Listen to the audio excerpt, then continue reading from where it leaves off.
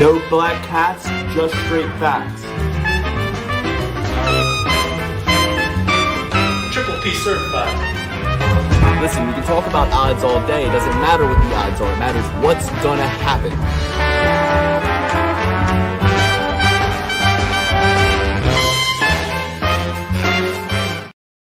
Good afternoon, good evening, and good night, everybody. It's the Perfect Play Pursuits. We're coming off the heels of UFC Abu Dhabi, a daytime card, bumping us into next week. UFC Serbia. To all our Serbian fans watching live right now, it's 2 in the morning in Serbia right now. And I'm looking at the event schedule for UFC Fight Night Medic. Rus, the Dr. Medic versus Daniel Mexican Prison Rodriguez. Daniel Rodriguez coming off a stint in Pokey. It's going to be a 7 a.m. Pacific time, so 10 a.m. Eastern time start time. Why does my computer think I'm in California? Eastern time.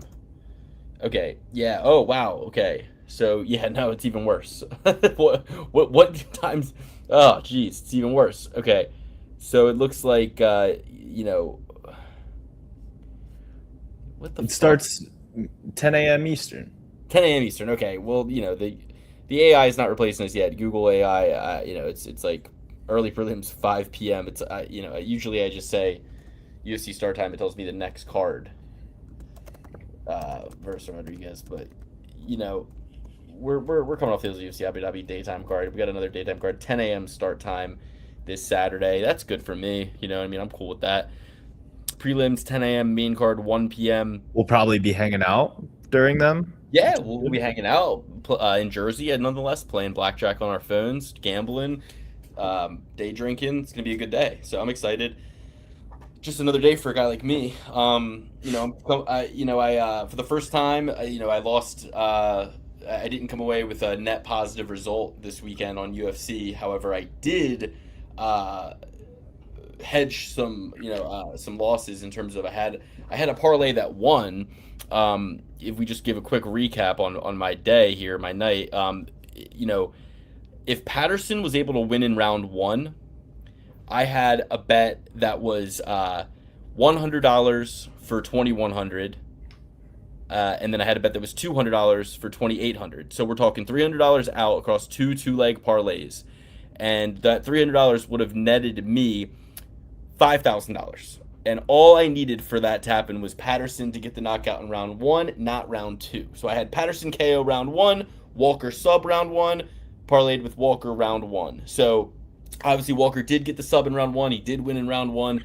Patterson gets that KO in round 1. All of a sudden I'm up $6,500. $6,500 just off that one round difference. Actually, I'm going to be honest.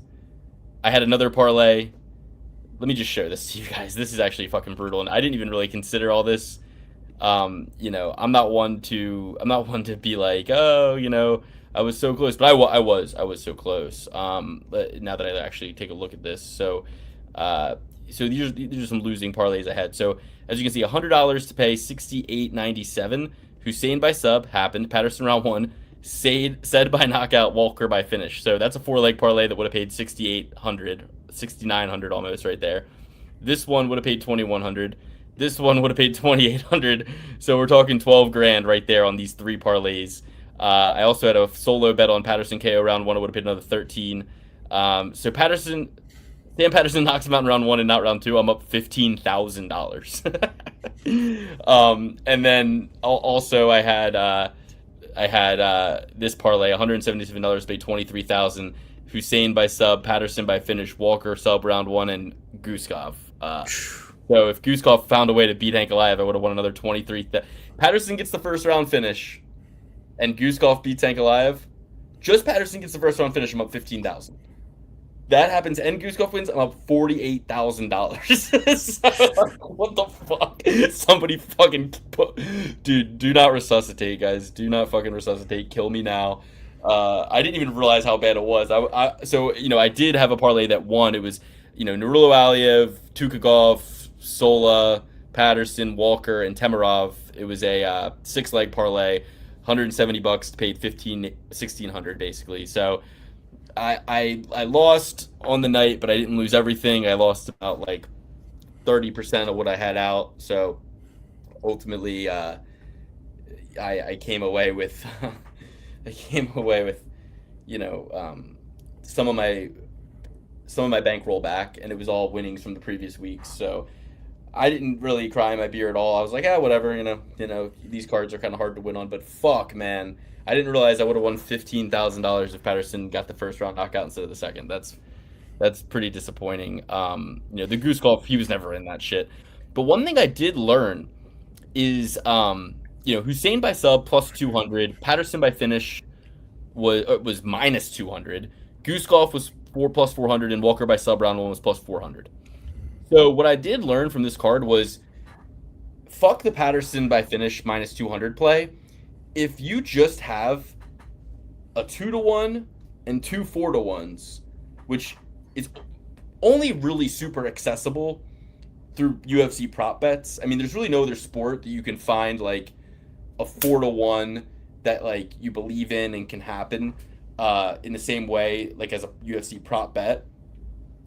You find yourself a 2-to-1 plus 200 and a 4-to-1 plus 400 prop. 2 of those plus 400s and 1 of those plus 200s with about $250 betting, you're winning close to 20 grand on that. So 3-leg parlay, we're looking for 2 4-to-1s and a 2-to-1, baby. That's the new formula for me. Throwing about 300 out on a 3-leg parlay. And the beautiful thing about that is, you could be wrong 72 times and still break even. You could be wrong, you could be right on your 36th attempt and end up with plus 9,000. You know what I mean? So that's kind of going to be my little window I'm shooting for now. I'm going to be looking for those props. Sadly, they only released the props like Wednesday before the fight.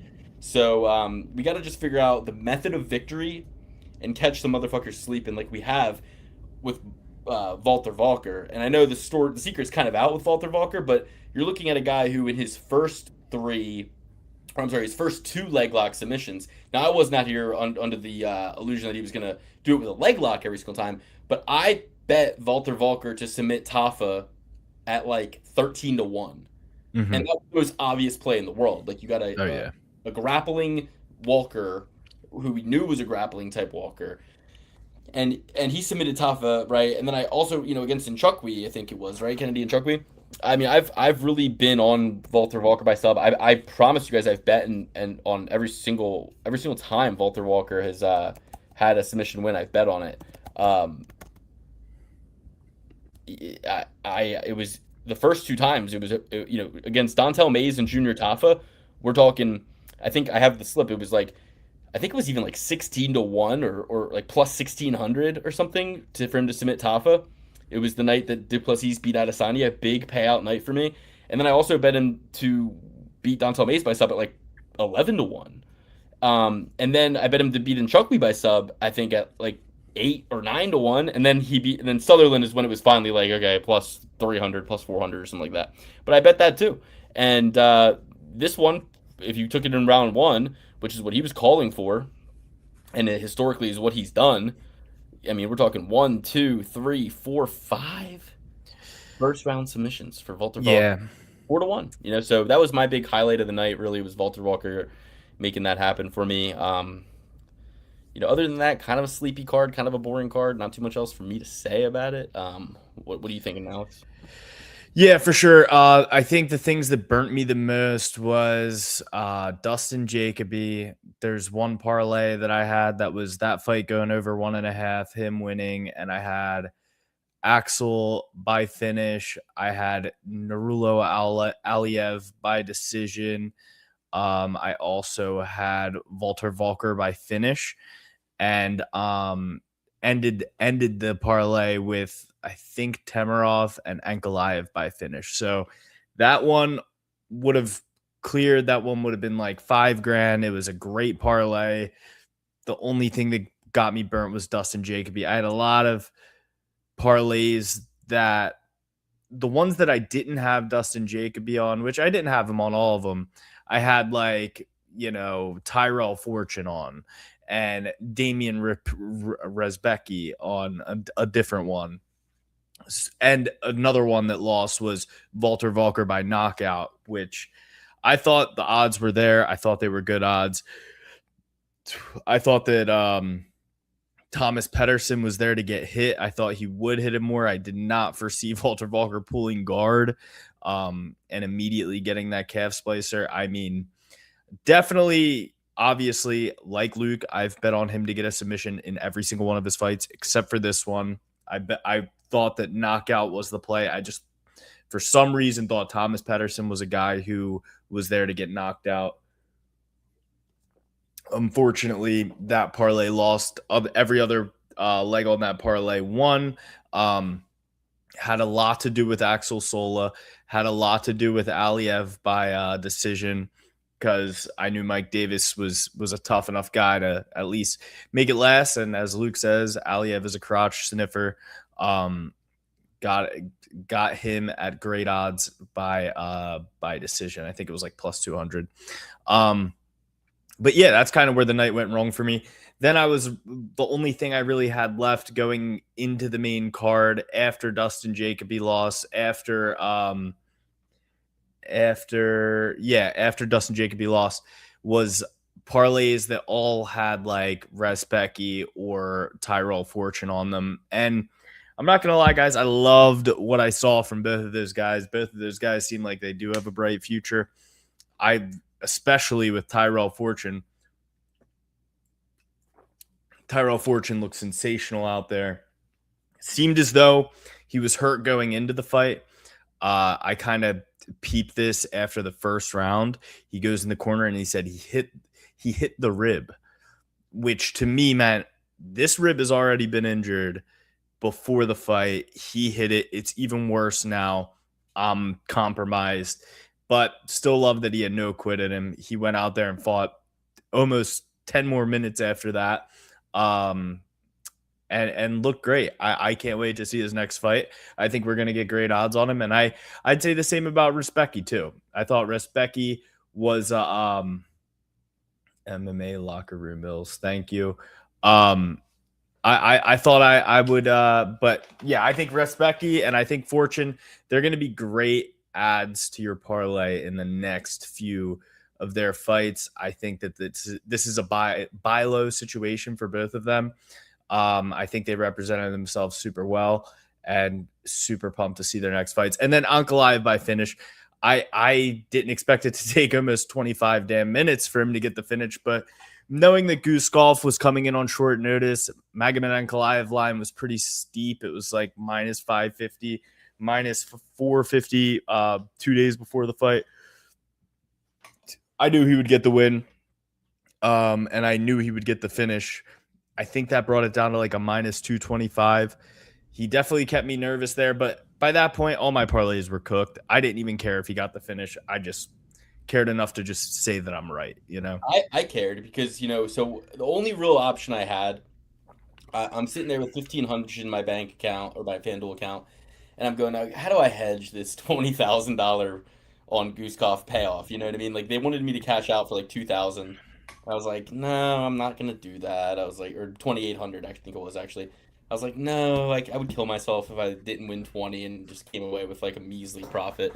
I was like, I'm willing to risk it. I've been up a lot. Let's just see. I was like, Bogdan, he's my veterinarian. Like, I kept singing the song that I said, is Bogdan my enemy? Does he want the best for me? And the answer was no. Okay, and yes, he is your enemy, and he did not want the best for me. And I really, but I was like, no, he wants the best for me. What's he doing with my teeth? Is he taking them to Australia? But the thing is, I did sprinkle like a $300 bet on like 5-1 Ankalaev by decision. Would have won $1,500 and broke even on the night, really. And then some. Fucking Mark not so gooder, dude. Tell you that much. Like that was, Luke Thomas said it. It's like, Luke, you like Luke Thomas? I don't like anybody, guys. I like Mike Bond. I like Mike Bonfire. Okay. That's the only journalist I like. I'm even starting to come around on Aaron Bronsteiner, if you believe it or not. Wow. That shows some growth. That old hen. Aaron Bronsteiner has the mannerisms of my aunt, but I'm coming around on him. Oscar Willis. I don't know. I don't like any of them, but it's the news. I have to watch the news, okay? Like, I'm sorry. What else am I gonna watch? The real news? Am I gonna watch fucking Nick Fuentes? Am I gonna watch Ben Shapiro? Am I gonna watch Candace Owens? I'll go insane, guys. So I have to watch MMA based content. It's the only content besides Shab based content. Besides, Shab based content, even that's getting a little depressing. It's like, oh, that's your takeaway? Besides shop-based content and MMA-based content, there's no other content I can really watch. I keep my eye on the mothership. I'm watching the mothership. There's no red bar right now. I'm giving it a year. I'm giving it a year, but we're coming up on a year. We're coming up on a year. And it's like, don't kill me. Don't kill me. But maybe it'll happen in a year. And if it doesn't happen in a year, I don't know what to say. If we're looking at a late August return, I mean, no one will be happier than me. Like I'm trying to think of what could go on. Like let's say, and there's a great possibility I'm at a wedding. When Red Bar returns, like let's just say I'm at a wedding, I will fucking leave the wedding.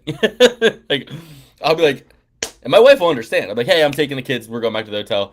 Yeah, enjoy your night. Like it's Red Bar. We're watching Red Bar. But at the end of the day, like I have no content to watch, so I watch the news, which is the MMA news. I watch Submission Radio. I watch Luke Thomas get political. And even that, I try to avoid, when Luke starts getting political, I go, Luke, stick to the fights. Shut up and dribble, Luke. And I watch Chael. I really try to leave it let's just watch MMA-based content because I will get too depressed if I keep hearing about how the rich are using the data centers to steal our water and build underground civilizations. And I'm just like, yeah, they probably are. What am I to do? What am I to do? I'm not Luke Skywalker. I thought I was Luke Skywalker. Turns out I'm Han Solo. I just got to smugglers run this whole thing out until I can get mine, and I'm going to leave. And I'm not coming back to help the Jedi and the Rebellion. I'm not, like Han came back. I'm not coming back. I'm taking my pay and I'm fucking gone. All right? So, randomly came on my feed. I'll give it support for MMA. MMA Locker Room Mills, welcome to the party. We've been doing this for a bit now, and this is, a real good show. So enjoy yourself here. You're Hoofty Floofin, great to see you as always. But here's the thing, you guys. Luke Thomas was saying, like, yeah, it wasn't the most egregious beatdown that Goosecoff was taking. Like, it wasn't stopped based on, like, the amount of punishment he was taking. It was stopped essentially because he just wasn't doing anything. And I don't think that's enough. I mean, Goddard, like, these people pay their hard-earned blood money. Like, let this guy fucking get a beat up. Let him get beaten up. Because I would have won my Ankle Live by decision hedge, and I would have felt better about losing the parlay that ended with Goosecoff for $20,000 if he took a couple more hits, And, for him to smile and dap Ankle Live up at the end, it's like, Goosecoff, some of us believed in, and I didn't even really believe in him, to be honest with you. I heard his gym, I heard his peeps saying, like, oh, Goosecoff has a chance. That was a throwaway parlay, but it was really going to pay $20K if Bogdan won. So at this point, I'm like, I'm a believer. Let's go, Bogdan. I'm telling myself, I'm saying, Pereira? We didn't even know that Pereira sucks. He just got his ass kicked. And this guy kicked Ankalaev's ass, so that means Goosecoff's going to win. And I'm convincing myself 6 ways to Sunday that I'm going to win 20 grand. But my point is, Mark Not So Gooder, crab in the fucking bucket, 2 minutes away from me actually hitting a nice little hedge play on Ankalaev by decision at 5-1. And, because it was minus 125 Ankalaev by finish. I was like, I see how this is going to go. And I was right.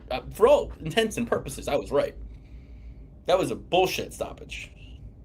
Just because Mark Goddard's jaded and has seen enough MMA to go, I know where this is going. It's like, that's not what you're here to do. Okay? You're here, be bored for another 2.5 minutes. Let this guy take a couple noogies and let's cash Mark Goddard is so unbearable. He treats the fighters as though they're children. John Pork poked Respecki in the face. That was egregious. That was an egregious. It was terrible. You could tell John Pork was slowing down. Rebecki was clearly compromised with the eye poke. Had to give him like all 5 minutes pretty much. Mark Goddard walks up to John Pork and is like, hey, this is your first and last warning. It's like, it's not his first. He actually got warned in the back. I don't know if you know this. Wouldn't have changed anything, but it really wouldn't have, but maybe it does. Who knows?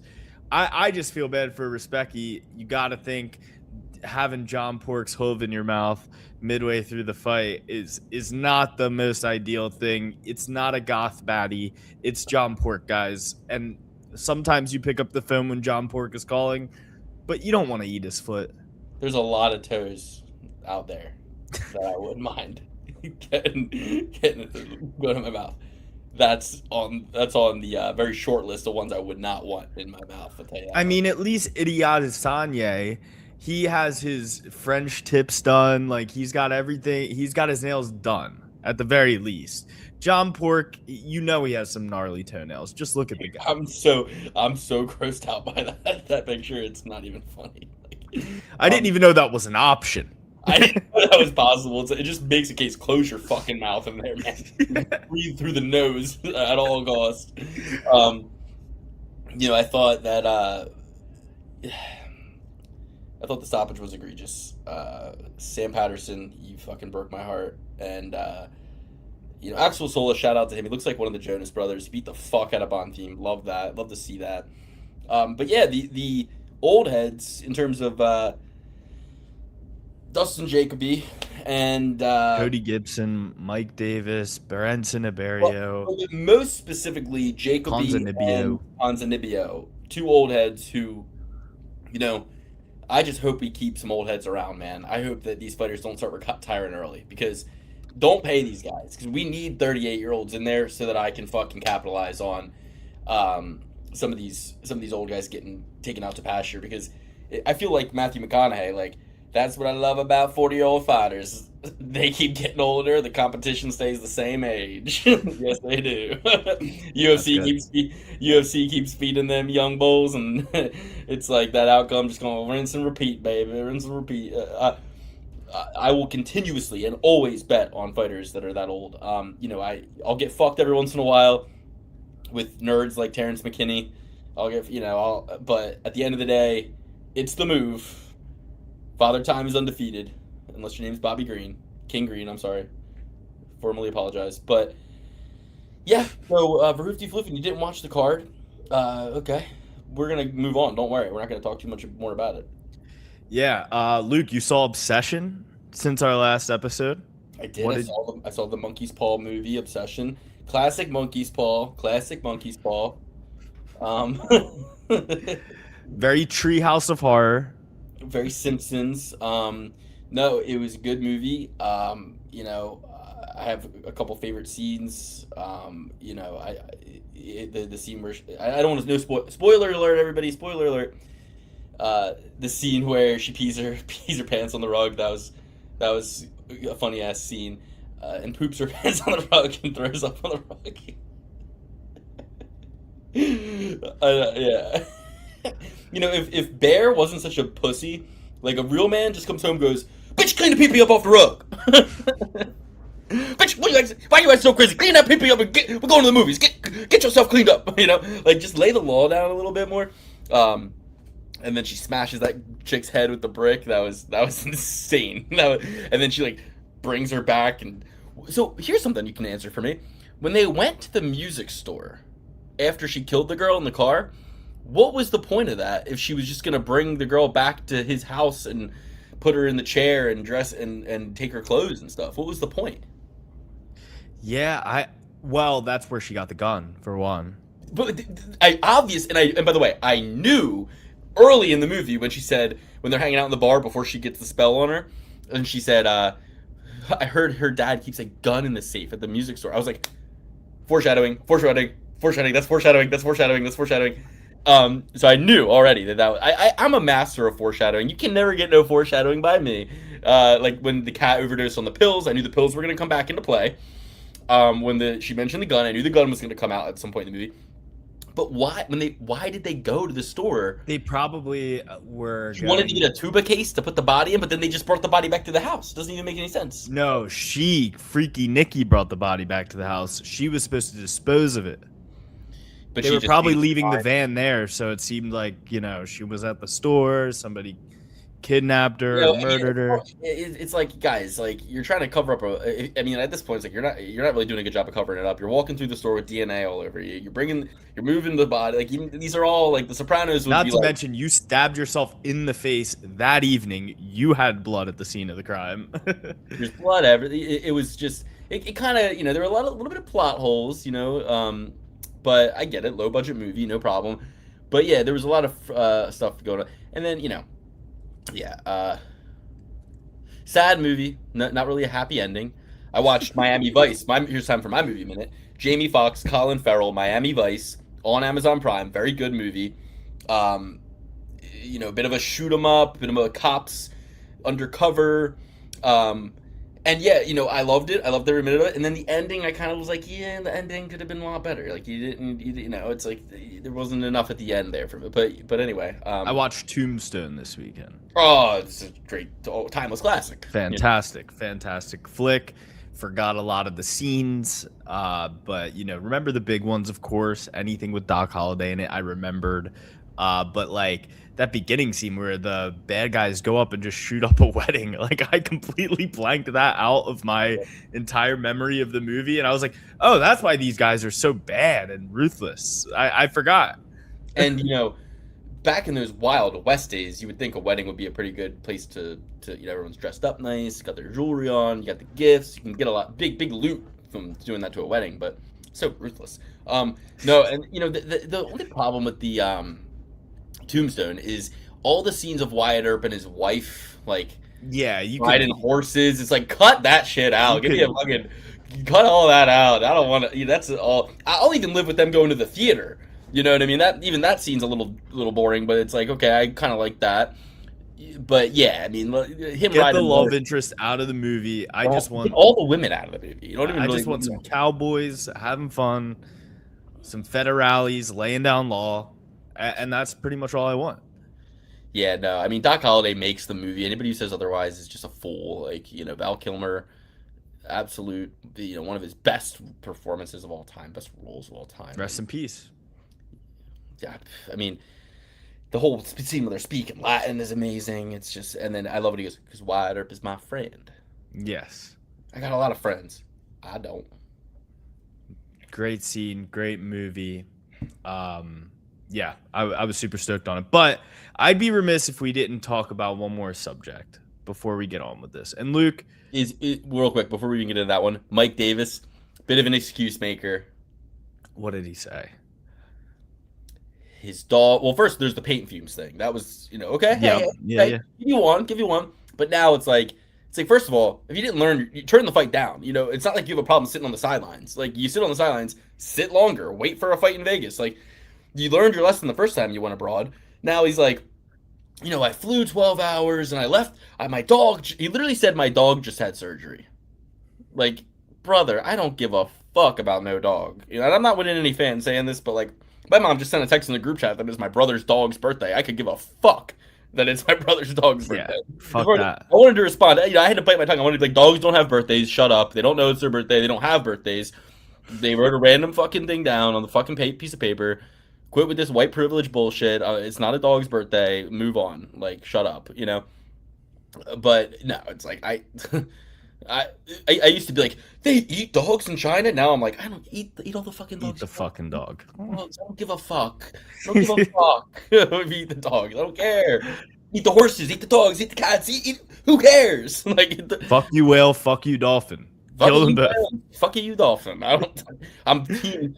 Joe Rogan used to say this, and I didn't agree back then. I agree now. I'm team people. All right, I'm team human beings, and specifically the ones I know, and specifically like my kids. You know what I mean? Like, Yeah. It's hard enough keeping them fucking alive. You know what I mean? I gotta worry about people. I'm honestly, like, I'm gonna have to get a dog eventually. Like, you know what I mean? But I see what people go through with their dogs. Like, oh, I have to find a sitter for my dog, or I have to do this. I'm just like, Jesus, like, miss me with all that shit, dude. Miss me with that shit. You know what I mean? Fucking open the bag of food, pour it in the bowl, leave him in the kennel. Hey, peace, dude. I'll see you in 2 weeks going to Paris. Like, figure it out. I don't know. Leave him pissing and shitting on the rug like Freaky Nicky. Okay, who the hell Yeah. cares? Or I mean, hey, everybody around me is such a dog lover. I guess I got plenty of babysitters. I got plenty of doggy sitters. You know what I mean? Like, and this is, you know, like, you guys don't even know my history, my track record. Like, I've cared for and loved more dogs than 10 lifetimes. Okay, formal dog professional. Never hurt an animal in my life, never will. But I'm just saying, I'm sick of the inconvenience that is dogs. Letting them out, letting them in, and like, ugh, no, no. Picking up the shit in the yard. And if you have a small yard, like we grew up with a pretty big yard, not rich kids, but a big yard. And at the end of the day, Farm, rural, lower middle class. But at the end of the day, there was a lot of grass. So like the dog pissing and shitting here and there, not a big deal. My in-laws, they have like not that big of a backyard. And you got 3 dogs out there pissing every day, multiple pisses a day. In the summertime, that heat beats down that lawn. The whole backyard smells like dog piss. The whole backyard smells like dog piss. It's like, ew. yeah. Luke Thomas said he could have bought a car with the hospital bills he paid to save his dog for an extra month. That's why you get pet insurance.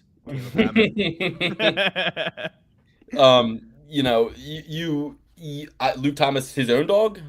Yeah, I mean, yeah, and again, I mean, it's like,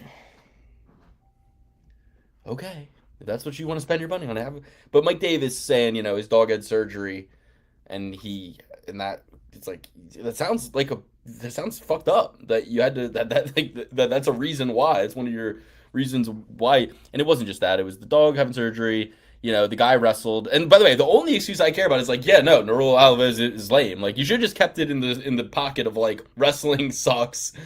You know what I mean? Like, it's lame, whack, boring. You know what I mean? I'm the Bobby Green, Nate Diaz mentality of wrestling is all good with me, but Tommy McMillan. Yeah, I'm with that. I'm fine with that. And then it created quite a stir online where fighters were saying like, yeah, well, if you have a country that'll support you, then you can be a wrestler and be boring. But if you are just a nobody, and truly, like, the UFC really is going the route of like every industry, which is to say that like, a lot of comedians were upset that like Vine stars and YouTube stars could go up at the Comedy Store, the sacred hallowed grounds of Mitzi Shore's Comedy Store. They could go up, and it's like they're not real comedians, and it's like, yeah, but at the end of the day, they have a following and an audience, so they get to do it, and that, in an essence, cheapens the art form, right? But that's what we have in MMA now, which is that like you need to have Arman Buy the Comedy Store, fill it with sand. Red Bar, we need you. Arman Sarukian sat there and felt it was more apropos to go on Aiden Ross and Neon and all these streamers platforms than it was to fight. He's like, I will get further into my career doing this bullshit than I will doing the sport. You know what I mean? So it's not to say it's not 100% true, but the UFC is called a promotion. I kind of think the onus is at least a little bit on them to promote the fighters. You know what I mean? Make us aware of them. And if they aren't entertaining, sure, you don't have to sign them. But like, I don't know. You can't convince me that being a not entertaining in the cage doesn't render you the ability to be famous. I mean, Sean Strickland is not super entertaining in the cage. Very famous. George St. Pierre wasn't super entertaining in the cage. Very famous. You know what I mean? So it's like plenty of boring ass fighters are very, very famous. Has really nothing to do with the in-cage performance as much as it does showcasing and putting the spotlight on them and them having some sort of story to tell. So anyway, I haven't had a dog since 2018. The freedom is awesome, but the companionship dog is also awesome. Yes, it is. Now I go to a friend's place when I want doggy time. Hey, got some cool friends, bro. Sit, Alex. Who wants a treat? Oh man, yeah, doggy time. But yeah, agree. Mike Davis, sick of the excuses, but you're right. Aliev is so lame to watch. It's not fun. I fell back to sleep during that fight. Not a joke. I actually fell asleep. It sucks. And any guy who's the first guy fighting from their country, doing whatever from a Stan or a Constantinople or anything of that nature, who will walk around with Dana White and hold hands with Turki Al-Sheikh is is going to end up being a big star by some metric in some way, in some capacity. And GSP was a big breakout star from Canada. He really launched them into Canada. Yeah. But the difference is, at least he had heel opponents. At least he had a Josh Koscheck. At least he had a BJ Penn. At least he had a Nick Diaz. At least he had somebody else who would push against him. Dan Hardy. Yeah. The excitement was in the rise of his opponents. You know what I mean, and the danger they would present. And it wasn't really until we saw him run through all of those different styles that we really could appreciate GSP, because it was always like, well, what about if somebody has this kind of style? What about? And he did fight a varied, a degree of styles, and he found a way to best all of them in an area where they were weak. So, and he did it in different ways. He beat Josh Koscheck one time with a jab. He beat him another time with wrestling. Luke, the thing is what we have to understand is when people are playing with mud, and I'm not going to say any of these countries, I'm not going to say which countries are playing with mud, but some of these guys, all their whole pastime is like playing in mud, playing with mud related activities. Yeah. And then you hear that some guy from your country is in the UFC, and that's the only one. And they'll watch two flies fuck because they haven't seen anything. Like, we're so jaded because we had guys like John Jones. So Matt Hughes isn't really as entertaining anymore. Tito Ortiz isn't really as entertaining anymore when you see John Jones. And we have the MLB, the NHL, basketball, football, like iPhones, internet. I mean, I watch a show where a guy eats fucking only red foods for a week. You know what I mean? Like, I watch two boys drink at various bars every week. I watch fucking a guy go to Disneyland. I watch a guy sleep in a fucking dumpster. Like, there's a lot of things competing for our attention over here in the States. That being said, you would think, and we're the only country that we actually like fighters from other countries and root for them regardless of if they're fighting somebody from our country, because we like fighters and can build opinions. I rooted for BJ Penn. I mean, granted, he's from Hawaii, but against Frankie Edgar, who was from Jersey, where I was from. I rooted for Anderson Silva against Chael Sonnen. I was a wrestler from America, and I fucking was like, fuck Chael Sonnen. You know what I mean? I always root just for the personality, the fighter. Ilia Topuria. I wanted Ilia Topuria to beat the fuck out of Justin Gaethje. I didn't care that Justin Gaethje was American at all. I was like, cool. Like, beat him up on the White House lawn. I don't give a shit. But you would think they wouldn't be as concerned about the Tajikistan dollar when half these guys, it's not like there's a pay-per-view model that they're exploiting in Tajikistan. It's not like they're, it's not like they aren't watching the fight on a fucking Samsung phone from 2017 illegally. Like what is the concern? What is the concern? Like, what is the concern? Yeah. It baffles me. But whatever. I'll say what I said back in the day when GSP was wrestle fucking everybody to death. There's a Tommy McMillan. There's a white boy with hate in his heart out there somewhere developing the style to beat him and be entertaining with it, So let that fuel you, Let it fuel some young whippersnapper out there. I thought it was going to be me in 8th grade. I said, you know what? I'm gonna be the next Chuck Liddell, and I'm gonna be Luke the Iceman Liddell, and I'm gonna go in there and I'm gonna fucking knock GSP's ass out because he beat up BJ Penn. But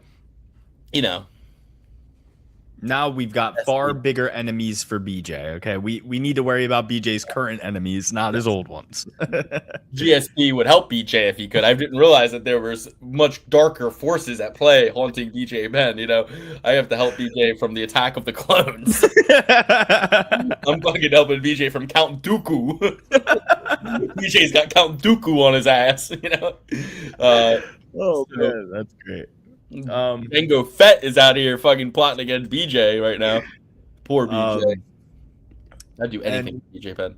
There's one more topic before we get into the next fights. And you said you'd be remiss. I'd be remiss. Lug, you came on this pod a couple weeks ago. You were feeling the love in the air with all of the underdogs beating these Dagestani, Kazakhstani, mountain people and getting big upsets over Caucasians, Caucasus Mountain region people, not skin color. You were getting real jazzed up about it. You went on a limb. You said that you were friends again with Ian Machado Gary, apologies, and Layla Machado Gary. I wanted to field your take. I wanted to see what you thought. We were on the front lines against Ian Gary when we wanted Brian Battle to fight him. That was so long ago. Now Ian Gary is fighting for a title. Brian Battle is in the PFL because he missed weight too much. I wanted to come in here for that Islam Makhachev fight, tell everybody we bury the hatchet, we take Ian Gary back, we take him back into our arms, we become friends with him again. I wanted to do that with you, but every time, it's like I go through this cycle with Ian Gary all the time where he doesn't have a fight going on. I'm not allowed to follow him on any social medias, I don't think. I think he blocked all of us. I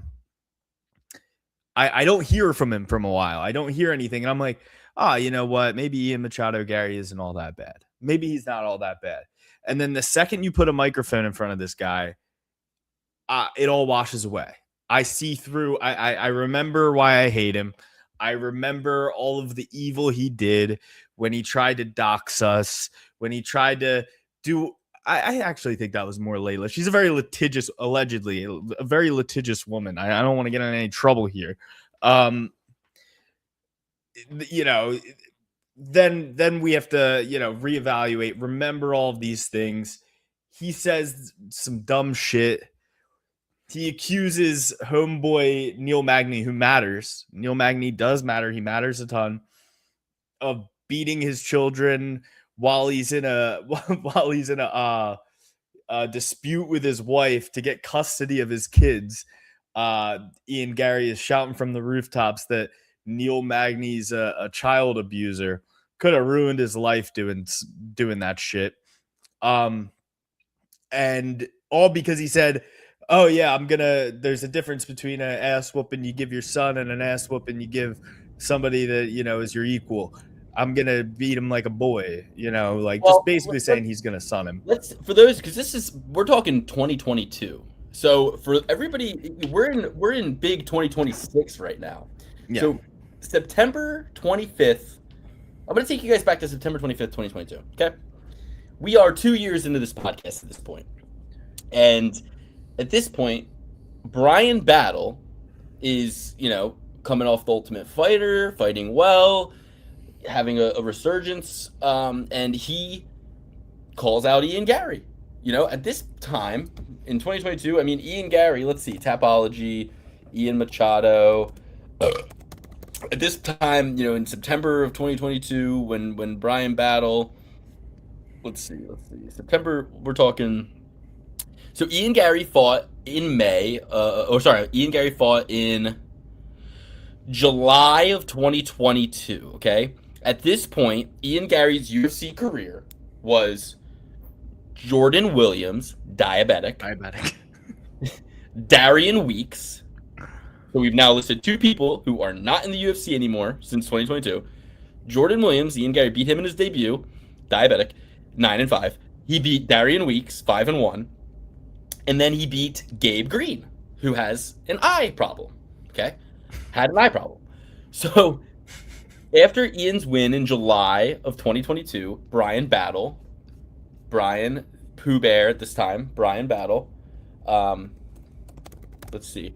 Just so we're clear, the Butcher he's now is, but he was Pooh Bear back then. At this time, in big 2022, Brian Battle beats... He's coming off of winning the Ultimate Fighter, avenging remember, it was supposed to be him versus Tresean Gore. Tresean Gore pulls out, they put Gilbert Urbina in, he wins the Ultimate Fighter off Gilbert Urbina. They put him in with Tresean Gore to really settle it. He beats Tresean Gore. Undefeated Tresean Gore. Then, in August 6th, 2022, he head kick, first round, 44 seconds into round number 1, head kick knocks out Takashi Sato. And like I said, at this point, Ian Machado has had he knocked out the diabetic guy, 2 decisions, okay? So, Ian, 3 fights in the UFC, Brian Battle wins the Ultimate Fighter, beats Andre Petroski, chokes him out, and wins 1, 2, 3 fights in the UFC. So he's on his 3rd UFC win with a first-round finish of Takashi Sato. Ian is on his 3rd UFC win with a decision win over Gabe Green. Okay? Brian Battle calls out Ian Gary. Respectfully, he calls out Ian Gary. And Ian Gary, Instagram posts, Brian Battle joins the long list of deluded people who think they can beat me. Meanwhile, I'm deciding on whether or not I want air-filled tires on a buggy. Hashtag daddy vibes. So this is when he's expecting his child, and he posts a picture of himself at fucking Kids R Us, or fucking whatever. Babies R Us. Talking for strollers, okay? So I comment, and you join the long list of fighters who don't fight. Because if you remember back then at the time, this kind of like emerging from the pandemic era, you had a lot of guys kind of talking about red panty night, talking about the waiting for the money fight, just kind of sitting and waiting, squatting on their spot, hanging out with their ranking out. And Ian says, and this must have been Layla commenting on his page, I fought 4 times within 1 year, and I'm now prioritizing my wife and welcoming my baby boy. I'm winning. And I said, and this is me joking, right? So now I respond to that because he responds to my comment, right? So I respond with the joke. I say, there are many men who would sell their firstborn to be in the UFC because their priorities are straight. Enjoy maternity leave. Okay. And then he says, I'll do what the fuck I want. Kissy face. Okay? And I said, unless what you want to do is fight. Luke, you're lucky that he didn't spin that as he did against Neil Magny and sell you out to be like some guy who sells children. I had a first word. We'll get there. So then Ian says, I say, unless what you want to do is fight, because apparently your wife won't let you. Kissy face, right? And then Layla Anna Lee enters the chat, okay? And I think that I screenshotted all these because they've all since I've been blocked and deleted and all these things. She comments on a picture of on my Instagram. because I was still Instagramming out from my personal Instagram at this point. And I had a picture of me and my mom from Mother's Day. She said, "Is this the mama who would be proud of the abuse you're posting online? The abuse that I'm posting online. The abuse that I didn't use a 4-letter word. I didn't use Ian's one.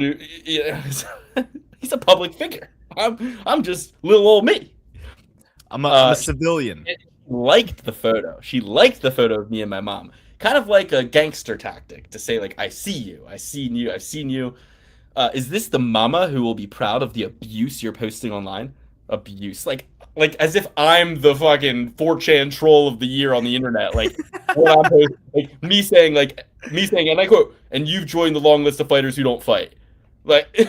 Just because you're 3-0 in the UFC, Brian Battle's 3-0 in the UFC, he called you out. And not only he called you out, you could have just said nothing. You called him a deluded fighter. You said, you chose to just big man him, pull the ladder up from behind you. Oh, no, Oh, she also started following me.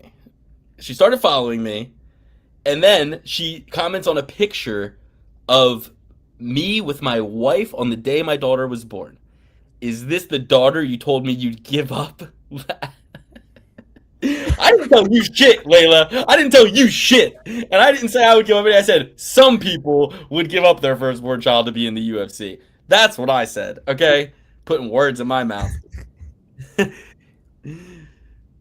So, yeah, that's what, and then it gets deeper, right? So then she said, so then I DM'd Ian and I said, your wife sent me DMs. Right? I think I did. I can't remember. I think I did that after she DM'd me. Right. Okay. Oh, no, yeah. She DM'd me. Yes, because it was 5:41 p.m. She DMs me and says, yo, this is crazy unhinged. She said, right, Luke, where do you live and what's your phone number? We need to have a talk. No, I forgot how crazy this was. So I screenshotted that.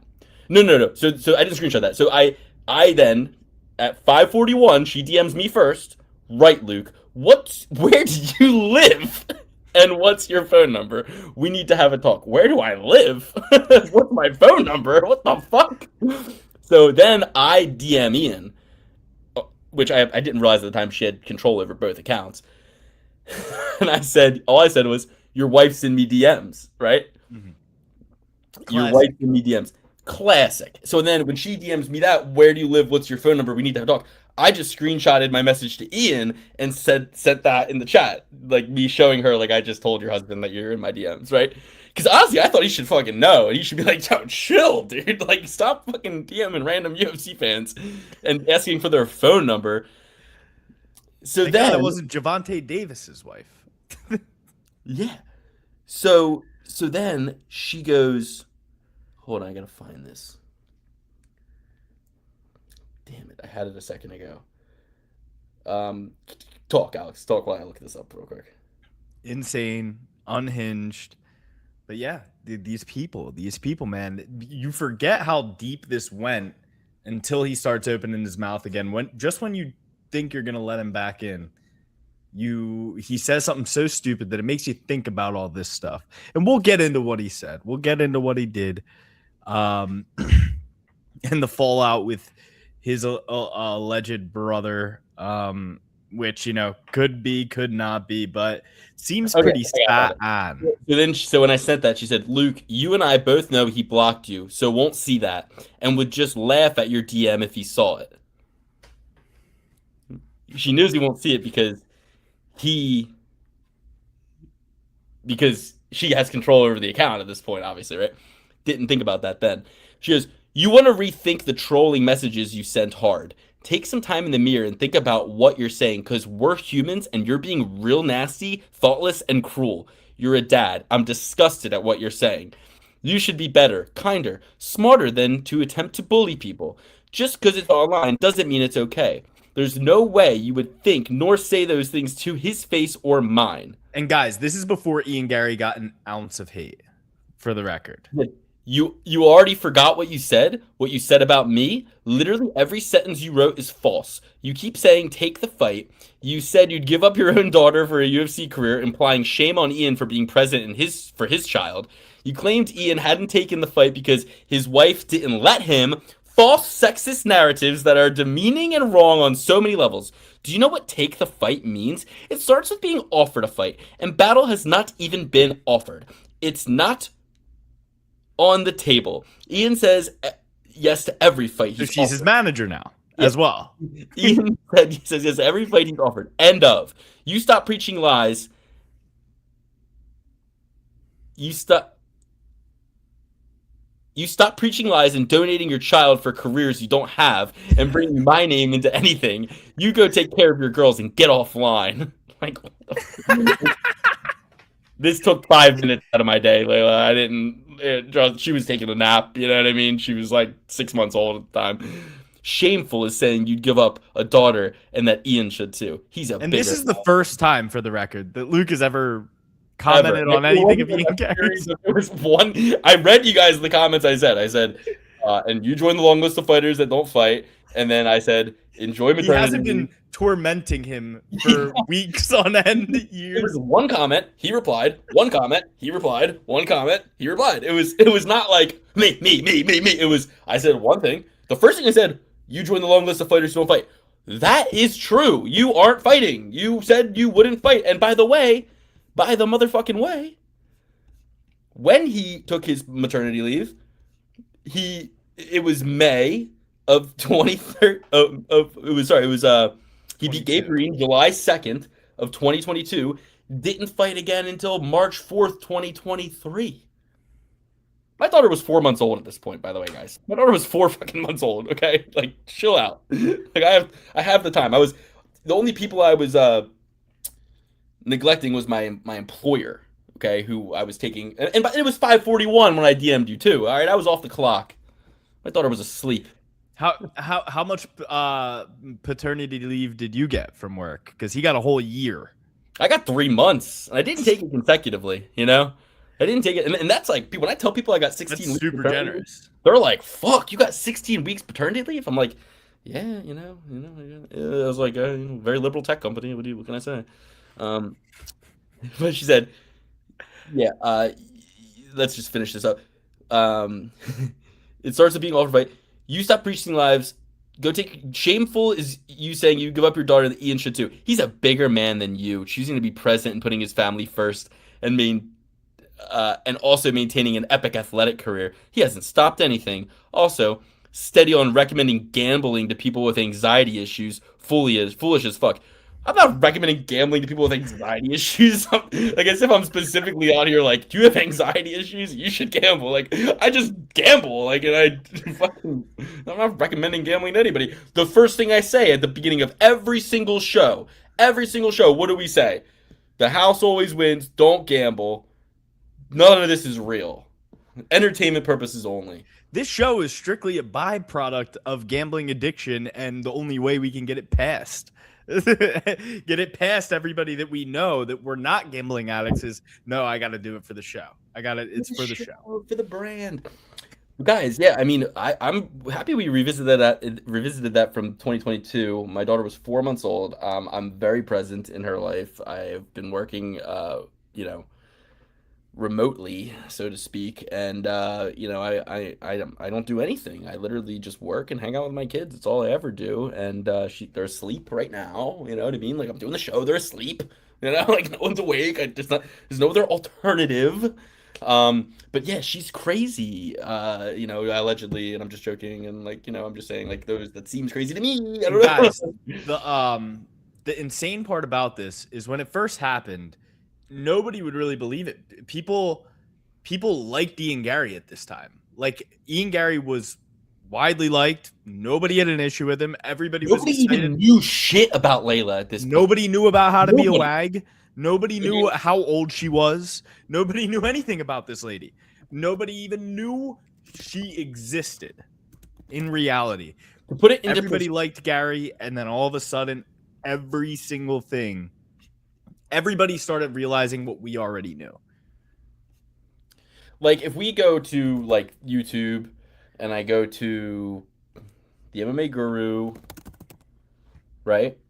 To put it into context, I think we can all agree that the big, like when the MMA Guru first started talking about this, let's see, Ian Gary. I'll search his channel for Ian Gary, and it says.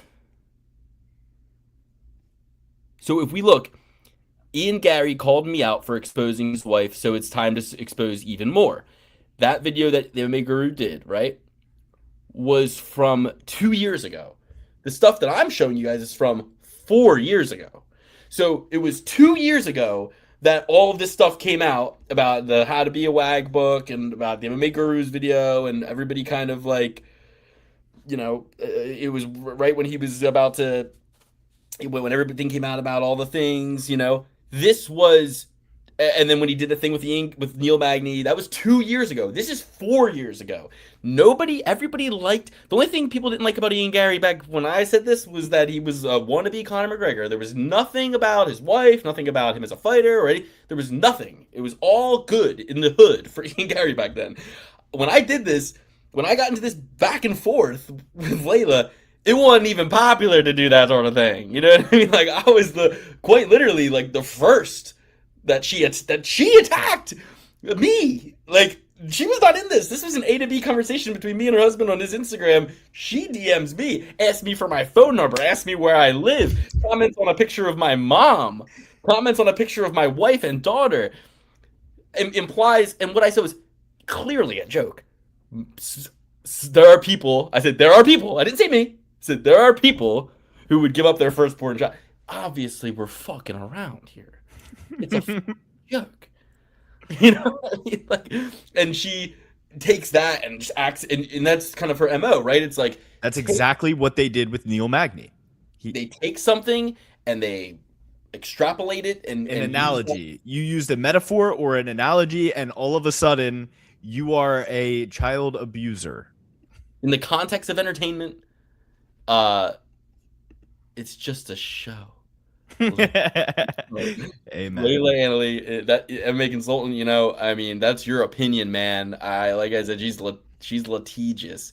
Ian Gary talk? Yes. Do you remember this MMA consultant? If anybody's been a fan of the show since 2022, should remember this, with these files. I mean, and I actually when the MMA Guru did his video 2 years later, I chatted in I did a super chat. I said, hey, I have some stuff that you need to see, like that is unhinged, and I will share this for your for your case. And he was like, yeah, whatever. I don't think you actually do. Probably just saying that to get people to pay attention. I'm like, and then I was kind of offended. I was kind of like, okay, maker. Like, I didn't take step 2 or 3 to like, and nor did I know how. I didn't know how. Like, what do I email? I don't know his email address. Like, you know what I mean? Like, I'm not gonna sit here and be like, no, really, like, like, But I just thought like, hey, this is privy to the story here. Like, this is like 2 years ago. I was getting, pictures of my mother. I was getting asked for light threats. And wouldn't it have been like, I should have been like, yeah, call me, and be like, well, but no. She would put your number out there like your fucking Ray Longo's. Jumped, dude. She might have. I was in Florida I was in South Florida at the time. It's like, But anyway, and so I came here a couple of weeks ago, and I said, you know what? I said, hey, it's all good. It's all good. Ian, love the success. I hope you beat Makhachev. I said, I hope you fucking beat Makhachev. I hope you do, because it would be so funny to see him lose. And then he comes out with that video, and his pithy little know-it-all fucking style of talking, and Ronin MMA did an amazing video on it. He basically explained Ian Gary as somebody who says way more words than he needs to explain something. Like, he explains everything like it's theoretical physics, and it's like, think positively is the thesis. Somebody who doesn't use too many words, Bryce Mitchell, when he said, all right, 3 strikes and you're out. Strike 1 was him saying that women should rule the world. That's demonic. Anyway, strike 2, I think he said, strike 2 was, what was strike 2? It was, but I know strike 3 was, and strike 3, maybe even the most egregious of all, was him complaining about getting his nails dirty for cleaning out gutters. That's called work, all right? He's like, and it's like, yeah, dude, like, people who want to cosplay that they had a blue-collar childhood or some shit, it's like, brother. I had to clean gutters. With the wet water. It's like, dude. It's like, how could you be more unrelatable? How could you be more insufferable? And in fact, cleaning gutters and cleaning windows, that's not even like, you don't even have to just have a job to do those things. By the way, like 90% of homeowners have to do that themselves. They can't hire somebody else. They're living paycheck to paycheck. Hiring somebody else to do the gutters is like going on holiday, which I'm sure you did a lot as a kid, Gary. and I think, the real, like, smoking gun, the real, like, kind of nail in the coffin here is his brother coming out, allegedly, if that is his brother, just in saying all that stuff. And when you read that does read, like, that reads how I would talk about you if you broke bad on me. That reads like how a brother would, like, it really is. It's like, when Ian talks, I believe 0.0% of what he is saying. I believe he believes it. But I find it to be fake, and whatever that guy wrote, my spidey sense just says this is probably accurate. You know what I mean? I agree. This feels very real to me. This feels, there doesn't seem to be an agenda here. Seems to just be a frustrated person here. And he said he will go down a road that you don't want him to go down if you keep things up, Gary. Yeah. And McGregor, it was very funny that McGregor kept calling him the Machado kid. And he was kind of like, there was a picture of he was kind of aligning his and I think it would have been McGregor beats Max, Gary beats Islam. We have an Ireland versus Ireland interconflict here. And I think that would have been the real money fight. You know what I mean? That would have been the real shit. And then you got that picture, right, of them all at dinner. McGregor could start something there. You know what I mean? Dude, and what's funny about that picture, and I showed that picture to my fiance, and she was like, why is Ian Machado Gary not sitting across or next to his wife in a group full of men? Why is his wife sitting like Eiffel Towered between two fellas and you're not even sitting across from her? Like, it's one thing if you're like, okay, yeah, I sit across from my wife when we go out to eat, but you're like, well, maybe she was sitting to his left, and for the picture, she got in the picture. Maybe. She wanted to be next to Connor for the picture. Oh, well, yeah, obviously. You got to get close to the power structure. You got to get close to the power source. You know what I mean? Just funny. Like, have you seen House of Cards? Have you seen like Frank Underwood, House of Cards? You got to be, if you're seen in the picture, you got to be close to the power source, the power structure. You know, for sure. That actually did a lot of bad for a lot of people in a certain list of files. And I saw this female comedian do this joke. It was so funny. She was like, people say men don't have good friendships. Look what happens when they do. She was like, these guys did everything together. And she's like, there's more pictures of Trump, Clinton, and Epstein than there are of me with my parents. This is the 90s. That means they had to bring a camera. Develop these pictures. And from somewhere safe. Yeah, that's what she said. It's so funny. But no, so yeah, I mean that's the 2022. I mean that's what happened. I got the screenshots. You know, I'm eager to have my story told. Maybe our new friendship with Mike Bond. Maybe our new friendship with Mike Bond will we can get it out to the media. You know what I mean? Like I don't know. Like this is all getting very exciting. You know, Mike Bond knows Chael. We're now 1 degree of separation. And look, I have no agenda. I just have a lot of pretty clear agenda. I have a lot I need to get out. I have a pretty clear agenda, and it's tarnishing reputations. I wouldn't say that. That sounds like premeditated slander or something that, you know, Layla would ask for. I don't know. You know, or revealing the truth is another way of saying the truth. College style pranks, light college style pranks is really the only agenda I have. Okay, guys, we got to talk about these fights. I know we don't want to, but we got to make the donuts, guys. We got to make the fucking donuts here. And remember the new strat. If you need me to break it down, I'm going to break it down for you right now. Okay, Action Network's odds calculator. Take us through this first fight, Alex, on the card. We have UFC Serbia. It starts at 10 a.m. Eastern Standard Time. Saturday, me and Alex will be together, watching the fights, betting on the fights, winning lots of money. Hope you guys do too. Let's break it down from bottom to top. There's a lot of money to be made on these cards. But what I'm looking for personally, after what I've kind of learned, is to put a $250 bet on a parlay. And the parlay is going to be 3 legs. The first leg, we're looking for something in the range of the plus 200s, right? Plus 200. Second one, we're looking for, and in the plus 200, we're going to get something like by submission or by knockout or by finish, right? That's what we're looking for with leg 1. Legs 2 and 3, we're looking for by something in something round, right? So leg 2, that's how we got, Walter Volker by first round submission at plus 400. That's how we're gonna get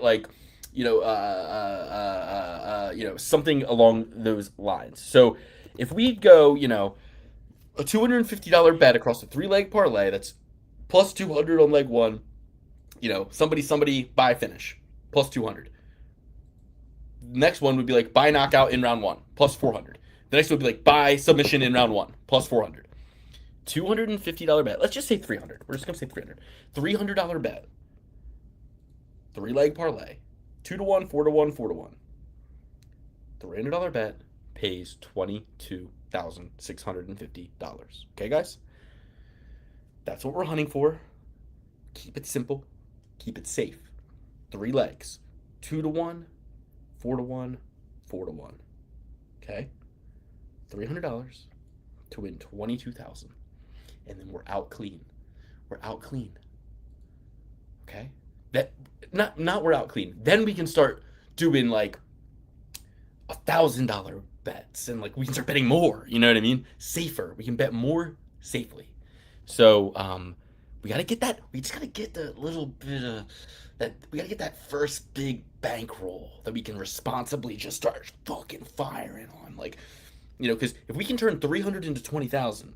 What are you doing with your voice here? Because like right now, you're doing like it sounds like you're on Pound for Pound Pod. Like you know how they all have like different characters that they play throughout the show. Cushman, like Henry really goes like You know, I am a character, and I am different characters. As characters well. are welcome. This is Characters USA or sometimes I go TBS. under, Does TBS say characters welcome? You know, but sometimes I'm Lukey in the middle of a 3-day fast, and sometimes I'm Lukey in the middle of a bit of a bender, and it's like, hey, today I got it. Today I'm Lukey with a plan. You know what I mean? Okay. Today I'm Lukey who's figured it the fuck out, because this isn't impossible. And if we're talking 300 to win 20,000, we can be wrong so many fucking times. We can be wrong so many times. We can be wrong 36 times. And then on the 37th time, we're still up like 10 grand, which is fine. That still gives us enough. Now we're up 10 grand. We got a $10,000 in the FanDuel account. We start firing on $1,000 parlays. Then we really start cooking with hot gas, you know? So that's what we're looking for, guys. You send me in the fucking comment section. You send me anything that you think is feasible on Wednesday when the prop bets drop. You see something, this guy round 1 or 2 knockout. You send them to me. See something, you say something. See something, say something. Protect your partner. How are the Phillies doing? So let's start with the first. Bet. LeBron came to Philly. My grandmother is doing fucking tumble salts in her grave. Oh my dear Lord. Oh my dear Lord. I have right now.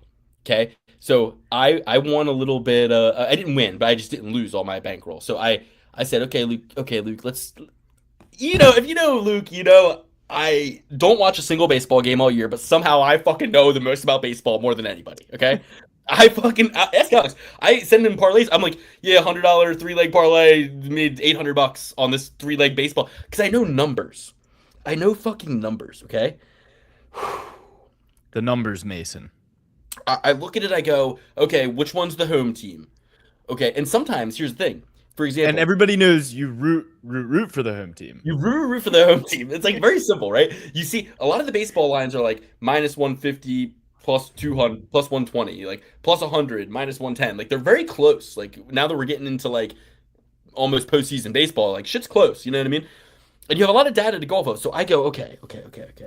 I go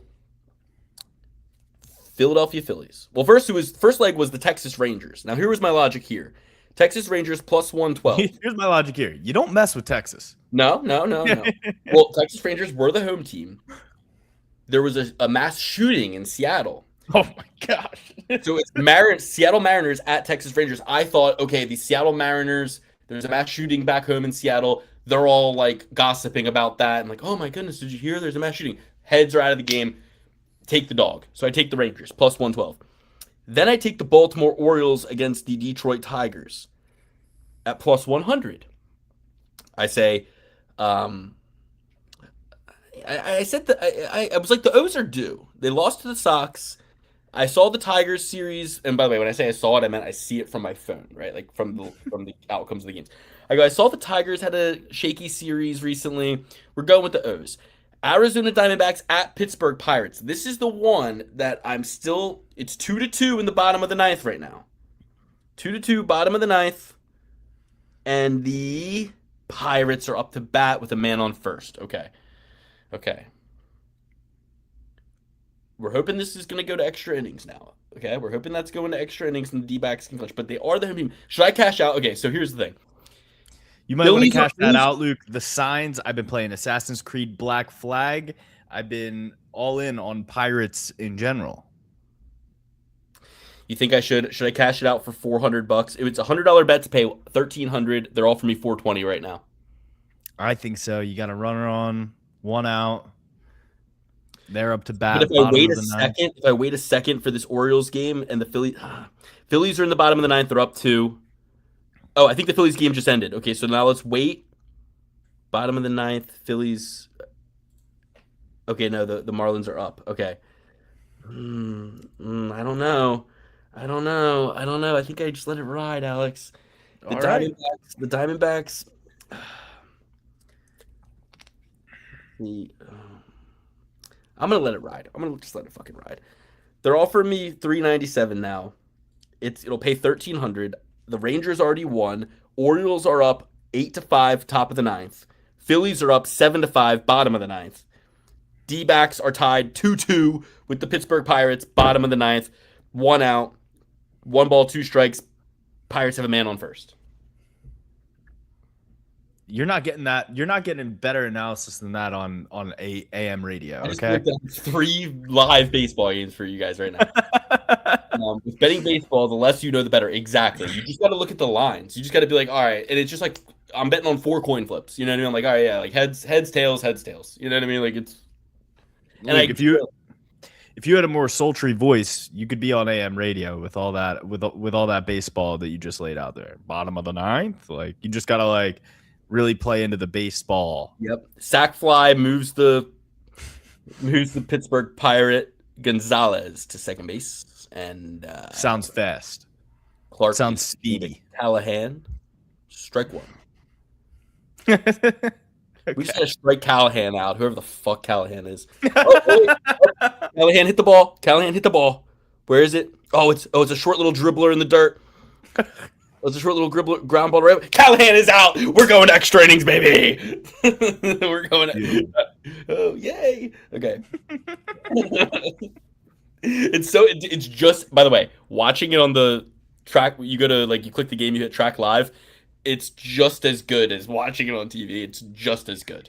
It's honestly, it's more your imagination is better. There's more anticipation. It's ball's in play, and then it'll show the track of the ball, and it'll be you know what I mean? It'll be oh no, but now the Marlins are mounting a comeback against the Phils in the bottom of the ninth. They have a man on third. The Marlins have a man on third and a man on first. No outs. But the Phillies are up 2. Okay. So we got a double play. We got a little bit of a double play. We'll let them get 1 in. Phillies aren't going to cover the spread. That's fine. I took a money line. They're gonna hit that ball. It's gonna be a sack fly, catch, gonna score. Then we're in double play territory. Okay. Let's go, baby. All right, we got Luciano versus Luciano. Stephanie Luciano. Was her name Yasmin Lucindo? Yeah, just for the marker, we gotta go. UFC Fight Night, Medic versus Rodriguez on Paramount Plus, taking place at the Belgrade Arena from Belgrade, Serbia. 14 cards. The Medic versus the Mexican pharmacist. Mm-hmm. And first, we're starting out with a lady fight. We got a 2-pack of lady fights here. I like that they're keeping it to just 2. Yeah, we were supposed to have Ante Dalia versus Johnny Walker. Dalia pulls out. Supposed to have Mark Vologden, who we know is pretty fun fighter to watch, against the knockout wizard Josiah Musasa. Supposed to have Jan Blachowicz versus Bogdan Guskov, who thank God they fucking threw Bogdan in there. But next we got Mariana Spastic versus Stephanie Lucky Luciano. Lady fight, plus 230 underdog out of Serbia, fighting out of her hometown, 32 years old, 6 years older than Lucky Luciano, coming off the win over Ravinia Oliveira 9 months ago with the rear naked choke. She also beat David Alencar, easy way to quit smoking. She also lost to Sam Hughes by split decision. But for me, it's the 26-year-old. We don't go with the Serbian here, even though I love her Tapology picture. Love it. Think she's a cutie pie. I feel like I can smell that photo on Tapology. If you know, you know. I'm going with Lucky Steph Luciano, but I think it's anybody's guess. You know what? No, I'm not. I'm taking a dog shot on the Serbian. What am I thinking? She's a fucking knockout chick. She knocks people out. 32 years old. She's gonna smoke this youngster. Give me. Yeah, dude. You're just gonna send this chick to Serbia and think she's gonna do well? Hell no. Fucking give me the Serbian. Start the night off right. I'm going with Luciano. Don't love it. Not betting on it. A minus 280 woman. You'll never catch me doing that unless their name is Shevchenko, Zhang, or one of the stars. Loaded against the Phillies with no outs. That's not good. No, it is Maybe not. They can turn a triple play. So here's what we do. It seems like the Phillies are going to be the one who loses this for me, rightfully so, because that's the stupid bet that I made. Because like I like the idea of the Phillies. So here's what we do: we throw a hedge on because the Marlins are still dogs right now. So we're gonna throw a hedge on the Marlins. Okay, there you go. We're gonna throw a hedge on the Marlins. Open and shut case. But yeah, going with Luciano. Don't love it. She's minus 280. You don't bet on women minus 280, especially one that's not in the top 10, not in the top 5. I would say if they're not like the greatest woman fighter of all time, don't bet on them minus anything ever, unless it's 100. Give me Luciano, not betting it, not touching it, not sniffing it. Spastic is 7-1, never fought in the UFC, hasn't fought a single person that you know of. She's older and shorter, and she doesn't even have a reach, apparently. So give me Luciano for pick purposes, but definitely not betting it. Yeah, no bet. Okay, next we got Jovan Letka versus Alexander Popek. Alexander Popek, 10 years older, plus 185 underdog out of Germany. 6'2", 205 pounds was the last time he fought at light heavyweight. He's fought even as low, I believe, in some fights as like 170. This is not a true heavyweight, taking on a 265 pound, 6'5", 79 inch reach big boy, 24-year-old. And what I learned about this 24-year-old is, you'll remember 9 months ago he fought in the Contender Series. He won. Got taken down in the first and then beat the fuck out of the guy in the second and third round on the feet. Didn't gas out, by heavyweight standards, and is not admitted to the UFC after even winning on the Contender Series that night 9 months ago. He did not fought a 13-1 guy, did not make it into the UFC.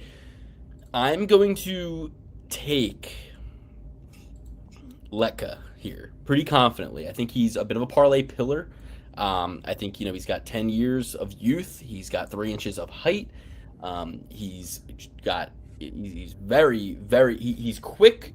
He moves well for a 265-pound guy. He doesn't gas out, and has, I think, probably the ability to, use that size and if need be, get the fight to the ground, kind of smother this guy. But I'm going with the big boy. Give me the Serbian Jovan Letka. Luke, something about this guy, this German guy that you may not have known. Every single time he's fought somebody who has fought in the UFC, he has lost. He has gotten beaten the shit out of.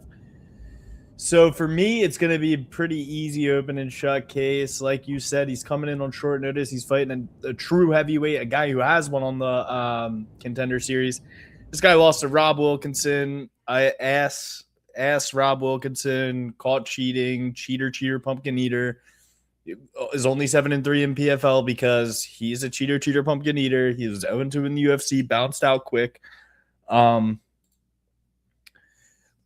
knocked out by Jamal Hill on the Contender Series and got choked out by Dusko Tudorovic, who Dusko Tudorovic came in the UFC and didn't necessarily represent himself the best himself.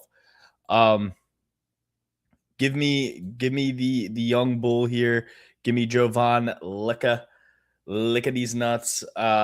He's gonna win this fight. Minus 225 dog. Hasn't been like any good German fighters ever in the UFC. Let's see. Fighters from Germany. Yeah, none that I can find that are worth a damn. Surprising. They're usually keen for some wars.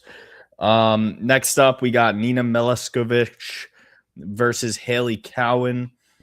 I cashed it out. The Marlins tied it up. They still got a man on first and second with no outs. But I have the bet on the Marlins now.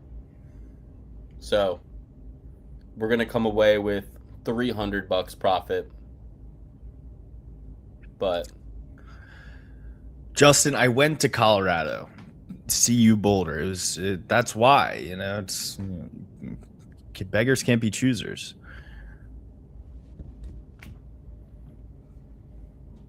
Yeah, we got to check out some of these comments real quick.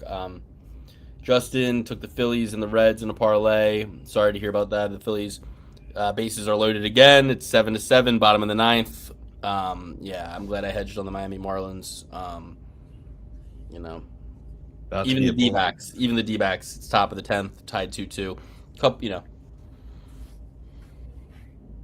is what it is. Sacramento A's, baby. Always Oakland. No reach. They're going to Vegas, Justin. I don't know if you heard. They're relocating entirely. Yep, they are. They're going to Vegas. Colorado Euro? Damn, thought you were different. Damn. Did someone say Pumpkin? Fresno State. Josh Hockett. State. It's okay. It's okay. Right. I'll forgive you. I'll forgive you. Next up, Haley Cowan versus Nina Drama Meklovic. Nina Drama, the Queen Beast. She's coming in here as a -395 favorite. And you know what? I tend to lean her way. And here's why. Haley Cowan, we've said it a million times. She's dyeing her hair. She's probably got an OnlyFans in the works, I'm guessing. She's not that good. She's 0-3 in the UFC. I mean, her last two, actually every single fight she's had in the UFC is pretty steep competition. Jamie Zinhorth, she was the one that had the Zin, right? Allegedly, she said that it was not, and that it was a piece of gum. Okay. Nora Cornholio and Alice Pereira, girls that I, think are pretty decent. If you want to take a dog shot here, I would allow it. I don't see myself betting on Nina. She's far too big of a favorite. So who knows? Maybe I'll put a little sprinkle on Haley Cowan. I don't really rate her very high at all, but this lady's been untested. She hasn't really fought anybody in her career. She's had a pretty decent progression. Like her last fight was against a 4-0. Her last fight before that, 1-0. Like that's not too impressive. 4-1, 2-6, 0-0, 1-1. Yeah, she hasn't had like the best competition in the world. I rate Haley Cowan's losses a lot better. I'm going with Nina, but I'm probably going to put a sprinkle on Haley Cowan. Pause. Luke, what do you think? I'm going to go with the triple Serb parlay. Nina, no respect for Haley Cowan. Don't believe her and Luciana are going to travel well. So give me both the Serbian women's fighters. Okay. Keep it Next simple. up, Mataus Rebecki versus Kyle Proplik.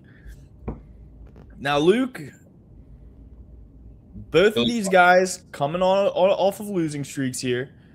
Mataus Rebecki lost 4 of his last 5 fights.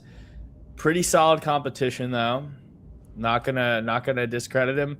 The guys that he does have wins over, not the best though. Nick Fior, Loic Radzhabov, Roosevelt Roberts, Middlebeck Oralby is his best win, split decision. It was a blood and guts war. Since then, he hasn't been able to get right. Kyle Prepelic, now his losses, I know what you're thinking. His losses are even better. Benoit Saint-Denis on short notice. He fought pretty well in that before he got subbed, and I thought he fought pretty well against Drew Dober too. I think that he has a chance here. I think he's a live dog. I'm going to go with Proplik, but not going to be having him on every single parlay of mine. I mean, not for nothing. I'm probably not going to be betting too much on this card to begin with just because it's so shite. But, yeah, give me Propilek. All right. I'm going with Mataus Rebecki here. He at the end of the day, he's better than a 3-fight losing streak. He's better than 4 out of 5 of his, 4 out of his last 5. 4 losses, that is. But I don't think that Propilek is. I think he's got 10 losses. He's 36, fighting at a division less than 170. And I think Rebecki is going to be the better wrestler. He's going to be the bigger savage, and he's going to rebound off the 3-fight losing streak. I don't love betting a minus 350 guy, over on a 3-fight losing streak, but I'm going to here, and I'll take Rebecca. Luke, if you were wondering how Kevin Lee fits into all this, he beat Propelek in 2013. Okay. I'm always wondering how Kevin Lee fits into all this. So I'll take the favorite, Mateus Rebecca. Don't love that he's on a 3-fight losing streak, but would love to get him better value. But I think if this were 3 fights ago, he'd be a minus, 500 favorite against Propelek. Yeah. So, and the only reason he's only a minus 350 is because of that losing streak. They're both on losing streaks. Kyle's on a 2-fight losing streak. Rebecca's on a 3-fight losing streak. If Rebecca had 1 win in there, I bet he'd be like a minus 500. Yeah. So next we got Bogdan Grad versus Denis Buzukja. Is Bogdan my enemy? Does he want the best for me? Maybe he does. Maybe they were telling you about the wrong Bogdan. We still got to figure out what he's doing with your teeth, though. Yeah. So, Luke Riley, Bogdan put up a good fight against Luke Riley. And I think his Austrian noggin is a little bit more reboundable than this guy's Staten Island noggin. So I like that he got knocked out by Luke Riley 8 months ago versus this guy getting knocked out 3 months ago. Luke, a game changer. Dennis the Great Bazooka isn't hanging out in Staten Island anymore. Okay. You know where he's at? Where? The goat shed with Sensei Big Daddy Splash. But who just fought under Big Sensei Splash and got fucked up bad? Christian Perez, maybe? No. Recently. It was The Promise, Montez. Yeah, that's right. Yeah, so when fucking Buzukja saw what my boy McMillan did to fucking Mr. fucking Promise, I think he's going to be like, what the fuck am I doing here, actually? Big Daddy Splash Sensei has a lot of, he's got a lot of irons in the fire here. He's doing the karate combat. He's got, Wing C coming out onto the mat. He's causing all kinds of stress. Give me Bogdan Grad. I don't even know what karate combat is anymore. Last I saw that they were like cutting fish in the middle of the fucking in the middle of the pit at the last event. I don't know how Sam Alvey does it, but he's an ageless beauty who needs to be protected at all costs. Respect Sam Alvey. I'm gonna go Bogdan Grad, Luke, for similar reasons. I have no faith in Denis Buzukja. I do think that the goat shed does change some things. He's not hanging out with Ray Longo and his TRT stack guy anymore. He's not at the pizza place. He's not hanging out with Matt Serra watching Deadpool versus Wolverine 3. Give me Bogdan Grad, but Denis Buzukja, he was a kid who came into the UFC with a lot of hype around him, some really high hopes. He's gone on a bad losing streak. I could see him rebounding, but I'm going to give it to Bogdan. Yeah. No, I hear you.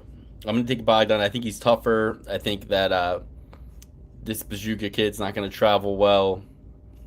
And I don't think he's getting the attention that, that he probably hoped he would. At least in Long Island, like Aljo left, Marab left, Weidman's retired. Like, he was probably getting a lot of attention. Yeah. 1-4 in the UFC.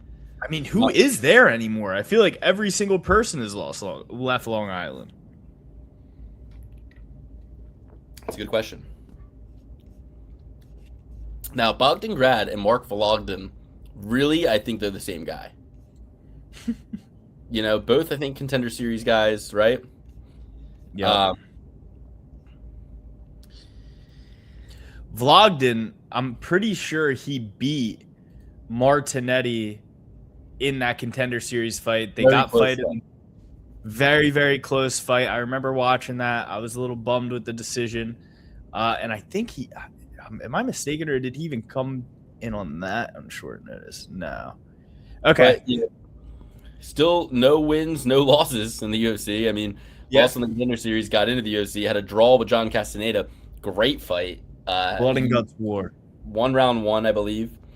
So yeah, I'm going with. And Nick Levitch is coming in on a whoa. It's coming in on a short notice for this one. Yeah, I'm going with Bogdangrad, and I'm going with Mark Vologden. I think short notice opportunity for this guy coming off Brave FC. Not really a ton of strength in his schedule. And Vologden's hard to knock out, man. This guy seems like he's a finisher. I'm going to go Vologden. Maybe Vologden by decision. Okay.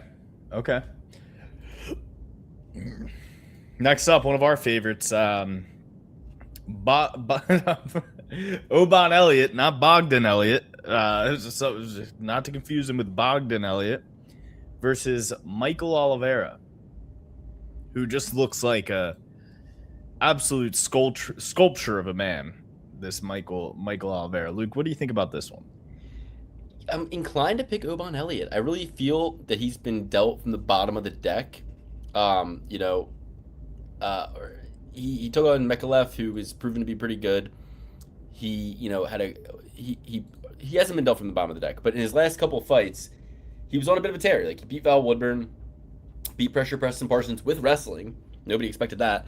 Finishes Basil Hafez, and then loses to Seokyeong Ko, who just lost to John Paul Leo Swaki. And he loses to Mikolev, but I think he's better than he's shown, and I think this kid making his debut is just gonna have a little bit of that kind of like have a little bit like I think this is a bad matchup for a guy who, let's see, Oliveira feels pretty finish dependent to me. Yeah, he's only been to decision one time, and it was against Aldo Pereira. 13 and 11 at this point in his career. Got 5 decision losses. I think Oban Elliott can squeak out a decision here. So this might be, I might take Oban Elliott money line at plus 270, or I might try to go Oban Elliott by decision, make him one of my 4-1 dog shots here.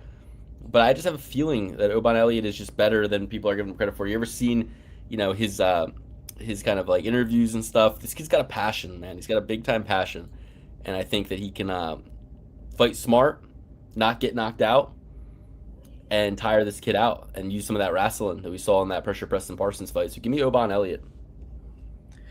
I agree, definitely. I think that he is way better than what he's put out there. I think that he's going to win this fight. The secret about, the guys who look like Michael Oliveira is that having all those muscles, they gain a lot of lactic acid. He's going to tire out. His arms are going to deaden. His legs are going to get wobbly. And Oban Elliott's going to be able to take this fight, I believe, wherever he wants. Luke said it. This guy's finish dependent. Only seen the final bell once. It's like the Tom Aspinall situation. We don't want to say that it's a bad thing that you do that, but it draws some things to question. It makes you question how he would fare later in these rounds. So give me Oban Elliott. I believe in this guy. I think that he can make a run. I think that he's fought some super stiff competition, and I think that he gets back on track with this one. Okay. Next we have Ludwig Klein versus Tofik Musayev. Tofik Musayev, 23-6. He lost by submission to Mikkelbeck Oralby. The Phillies lost, so good decision. So did the Pirates. So we broke even. Honestly, it's all good. Okay. Like exactly even. Like, because I should have cashed it out, like you said, 420. That would have been good, and then I would have. Yeah. It is what it is. Can't complain. I don't know shit about baseball, so to not lose money, we had that bit of excitement. So this next one, Ludwig Klein, lost to Mateus Gamrot, no shame there. Beat Mateus from Rebecca, beat Roosevelt Roberts, Thiago Moises, AJ Cunningham. has had a lot of success in the UFC. I struggle to even remember the fights that he's lost in the UFC. So he lost to Gamrot, got choked out by Nate Landwehr in the third round. Um, you know, something tells me to take the Azerbaijani Tofik Musafayev. I think you beat Iggy Bahamundez, get the fight of the night. Iggy Bahamundez is a tough customer. Klein also beat Iggy Bahamundez, though. Yeah, he did. And this guy is a lot older. He's 36. Klein is 31. I just have a feeling it's like not that I don't love Klein and I respect Klein. I love my Kleins, but this Klein. I just can't lie to the people and tell you guys like I'm being pulled to Musafayev here. I'm thinking that this is going to be like a kind of a parlay buster kind of thing.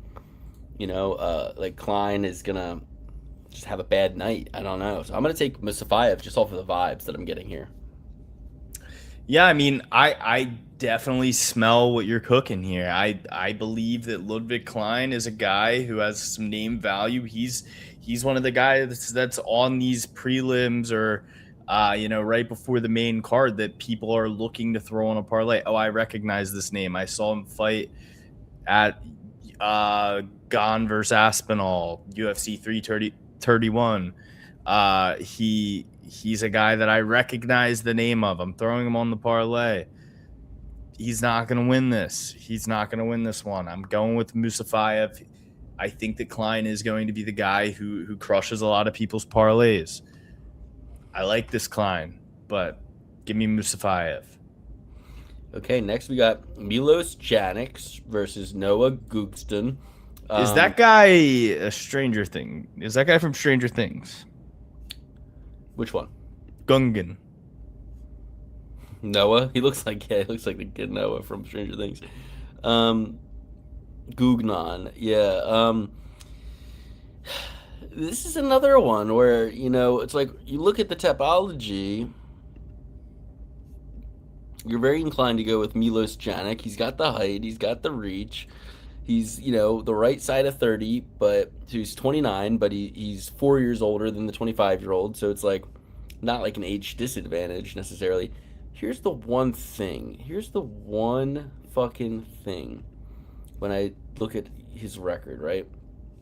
I see a lot of knockouts, and I see that his last MMA fight at least, was a main event against Cowboy Alex Oliveira, 38 years old.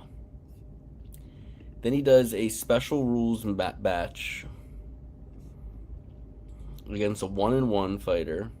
Dirty boxing. Shout out to Mike Perry. So this tells me Janik's got really good management, because he's out here in DBX. He's out here, headlining a FNC card against a big former UFC name in Cowboy Oliveira. He's only really lost by decision.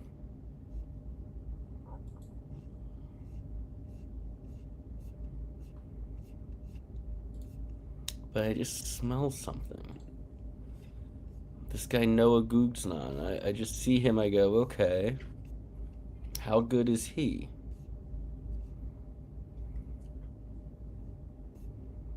I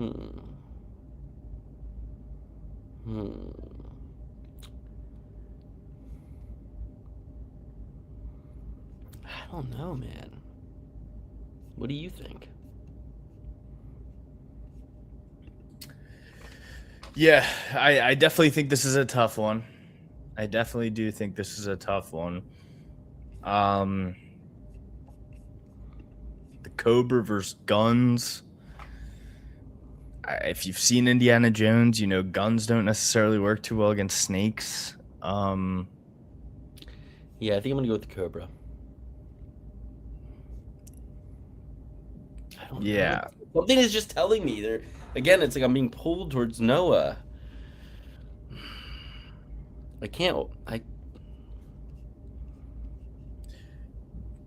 Yeah. This is definitely the hardest one for me as Let's learn well. who these guys are. Let's not get crazy. but They're both debutants. Milos has the tougher comp. That's obvious. This guy was in Bellator though for a cup of coffee. I was once with the Buffalo Bills for a cup of coffee. Don't forget that. Give me Gungan. Give me Gungan. Something about him.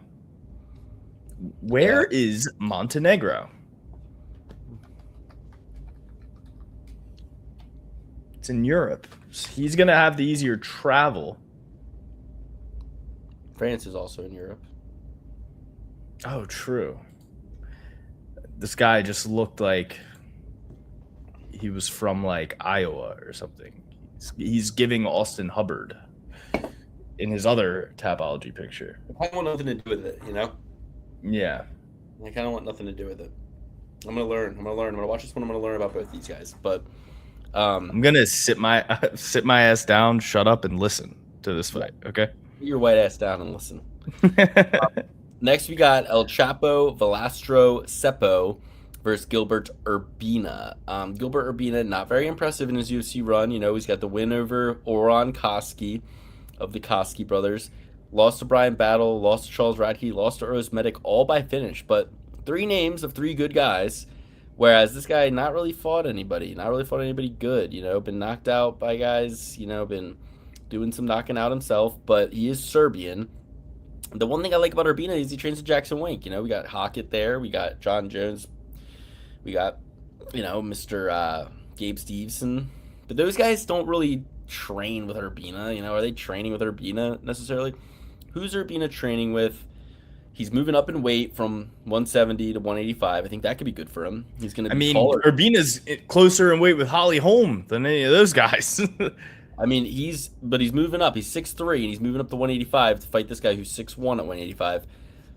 You know, it's kind of dog or pass for me. I don't know enough about Velastro Cepo. It's kind of the devil you know kind of thing. You know, hasn't been to decision very much. Gilbert Urbina a little bit chinny, not defensively responsible, but at least he's got 3 decision wins. Maybe he got the more well-rounded game. Maybe he comes in with that Greg Jackson, Mike Winklejohn kind of game planning. And, you know, he's lost to decent guys, you know. Trayshawn Gore's fucking done well recently. Sean Brady beat this guy by decision, right? Headlining the event at LFA before they were both in the UFC. Brian Battle finished him. Radke finished him. Medic finished him. But he's taken the requisite time off. It's been a year since he got knocked out by Eros Medic. I'd sooner take a little bit of a shot on Urbina, kind of the devil you know thing, you know. At least they're giving us good odds on him. Plus 250, fighting for his job, at a good gym, clearly is invested in his career enough to stay in fucking Albuquerque. So, I don't know. I'm going to tentatively pick Urbina here.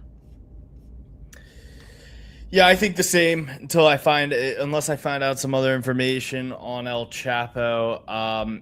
The UFC has brought 3 different Urbinas under the umbrella 3 different times. Gilbert's the 3rd. You got to think they see something. You got to think that they see something going on with these Urbina boys. And I know the other Urbinas weren't very good. I know Gilbert isn't that good. But like Luke said, he has some good competition in his resume. Although he didn't get the best result, it's still good competition. And iron sharpens iron. Give me Gilbert Urbina. Next, we got Dusko Todorovic versus Robert Valentine. What's interesting about Valentine, right? I mean, I think we came in, you know, I even kind of thought he could beat Ryan Loder. He loses that fight on the Ultimate Fighter. Then he loses to Torres Finney by split decision in a very boring fight that didn't earn Torres Finney very many fans. Kind of a wrestle fuck fest. Didn't get hurt. Then they throw him to Atiba Gautier. Gets knocked out by Atiba Gautier. Okay. But then he takes on Julian LeBlanc, who's quite possibly the worst fighter to ever be given an opportunity in the UFC. He was only given the opportunity because it was in Canada, and he finishes him very quick, like insanely, hilariously quick. Is that the confidence boost he needs 3 months ago to come in here and get a fight against a guy in Dusko Todorovic who has 6 losses, who's been knocked out like he has by, you know, Christian Leroy Duncan, Mansour Abdul Malik, a guy with the same kind of like physical like intimidation factor of like an Atiba Gauthier. So I think this is a bit of a mirror matchup with one of the guy just kind of being a little bit more excited about his career, and coming off of a win more recently. I kind of lead Robert Valentine. I think this fight's not going to last long. I think that it ends in round 1. So whoever you take, I think you take him. Well, I shouldn't say that. I think Dusko could win outside of round 1, but I think if Valentine wins, he's going to win in round 1. If you look at his record, his knockouts, 2 of the 3 are in the first round, 1's in the second. His submissions, 5 of his submissions are in the first round, 2 in the second. And his one decision win, he won it in the first round. So, I'm kidding. I'm going to go Robert Valentine. I'm going to go Robert Valentine by finish in the first round. I'm going to go with Dusko Todorovic, and I'm going to go via club and sub. Okay. Next, we got Marcin Tybura versus Alexander Rocket Ratchik. Happy birthday to Mr. Tybura, who's 40 years old. And Macy Chiasson. Oh, Macy Chiasson. Happy birthday. And, here's my thing with Tybura. Gets a lot of respect from the betting community. Not from me. I think that the Yunata Deniz fight was bullshit. He got armbarred by Sergey Spivak. He got knocked out by Dalia. Tyrell Fortune beat him. They announced Tybura as the winner. Brought him back. Said, nope, Tyrell Fortune won. I'm going with Rakic. I'm going with Rakic emphatically. He has had a bad run. He got knocked out by Jan Blachowicz, with the leg injury 4 years ago. Took a lot of time off, came back, had to fight Yuri. Did well in that fight. Won a round against the great Yuri. Then took Magomed Ankalaev to decision. Then got knocked out by Mirzakhanov, undefeated at the time. Took a big boy Paulo Costa to break that O and make him have a 1. But he's taken 9 months. He's Serbian. He's fighting out of Austria, but he's Serbian. He's coming home. Give me Alexander Rakic to win on the feet with the striking against Tybura. Alexander Rakic by knockout. Don't love a guy coming off 4 losses as minus 310. We got Rebecki off 3 losses, minus 350. We got Rakic minus 310 off of 4 losses in a row. But at least he's taken time and space between a lot of these losses. Came back a little too quick after the Yuri knockout, but didn't get knocked out by Ankalaev. Got knocked out by Mirzakhanov. It's Rakic's first time at heavyweight. He is a pretty big fella. But after lighter man's skill. But after seeing, how Pierre looked coming in at heavyweight, it kind of makes you scratch the head. I don't think that Marcin Tybura is going to have the speed of a Cyril Gane. But he is pretty well-rounded. He can thud. He can wrestle. Rakic can kind of wrestle too. This is a tough fight for me. As Luke said, I don't really feel comfortable betting a minus 310 favorite who's on a 4-fight losing streak. I'm going to go with Tybura. I'm going to go with the dog money. I'm going to think that he's going to be bigger and stronger in this bout and really make Rakic, who isn't really known for having the best gas tank in the world, carry his weight, get him tired, and end up winning this round or end up winning this fight like Tyson Fury kind of made Deontay Wilder carry his weight. I feel like Marcin Tybura is going to do that, really exhaust the arms of Rakic. Rakic does throw some powerful kicks, but I know he had that leg injury fairly recently, a few years back. You don't really recover from shit like that. Look at Conor McGregor. His other leg is bound to go bad in this fight. Alexander Rakic. Give me Marcin Tybura. Tyberg. All right, here we go. Next, I'm not going Tybura. I'm going with Rakic, but I get it. I mean, veteran move on Tybura to come in and as a big underdog. It's like, I get it. There's going to be a lot of people on Tybura. I just hope it moves the line. I get it. Don't kill me. But You're still going with Rakic. Being like, bop, bop, bop, bop. And Tybura being like, ugh. Yeah. No, I could see that too. the speed, the pop of Rakic really Yeah. putting Marcin Tybura on his back foot. I could Tybura see is it. so plotting. Like, it's not Yep. like he's so plotting, and the takedowns he gets against Rakic, I just don't see Rakic being unable to get up from it. You know what I mean? I don't see it. I've just seen Rakic get hit in the face, and he's one of those guys that gets hit in the face and he goes, oh shit. It's like he saw a ghost or something. You know what I mean? That's the thing that concerns me about Rakic in this. But I could see Rakic getting it done. Like I said, you could easily see both outcomes where Rakic is just super tired. Marcin Tybura makes it like a grueling, tiring, not really super entertaining fight and wins it. Rakic undoes the gloves in his home country, says he's done, says he's retired. Or you could see Rakic keeping Marcin Tybura on the back foot, popping him up with faster speed, higher volume, higher power, and getting an early finish on Tybura. I could see both happening, but I'm going with Tybura. All right, Rakic for me. Navajo Sterling versus Jan Blachowicz. Very interesting fight. Now, who's better, Luke? Navajo Sterling or the Black Jag? It's a good question. They train from the same gym. They have a very similar style. Who's better? We pointed this out on a couple shows ago that the average age for the UFC 205-pound top 15, of which Navajo Sterling is ranked like 15th, and Jan Blachowicz is included in at 12. The average age is 36.8 years old. If you exclude Navajo Sterling. Navajo Sterling is the youngest in the top 15 at 28. You know, what's interesting about this is Jan Blachowicz, the Tapology Strength of Schedule rankings, has his at a 64. It's only second to Rakic at 73. Now, I looked through Rakic's fights, and I don't see a more impressive strength of schedule than Carlos Ulberg, the champ, Alex Pereira, the former champ, of which he took to a split decision. Ulberg took to a decision that was close. Magomed Ankalaev, former champ. So his last 3 fights were current champ, former champ, former champ.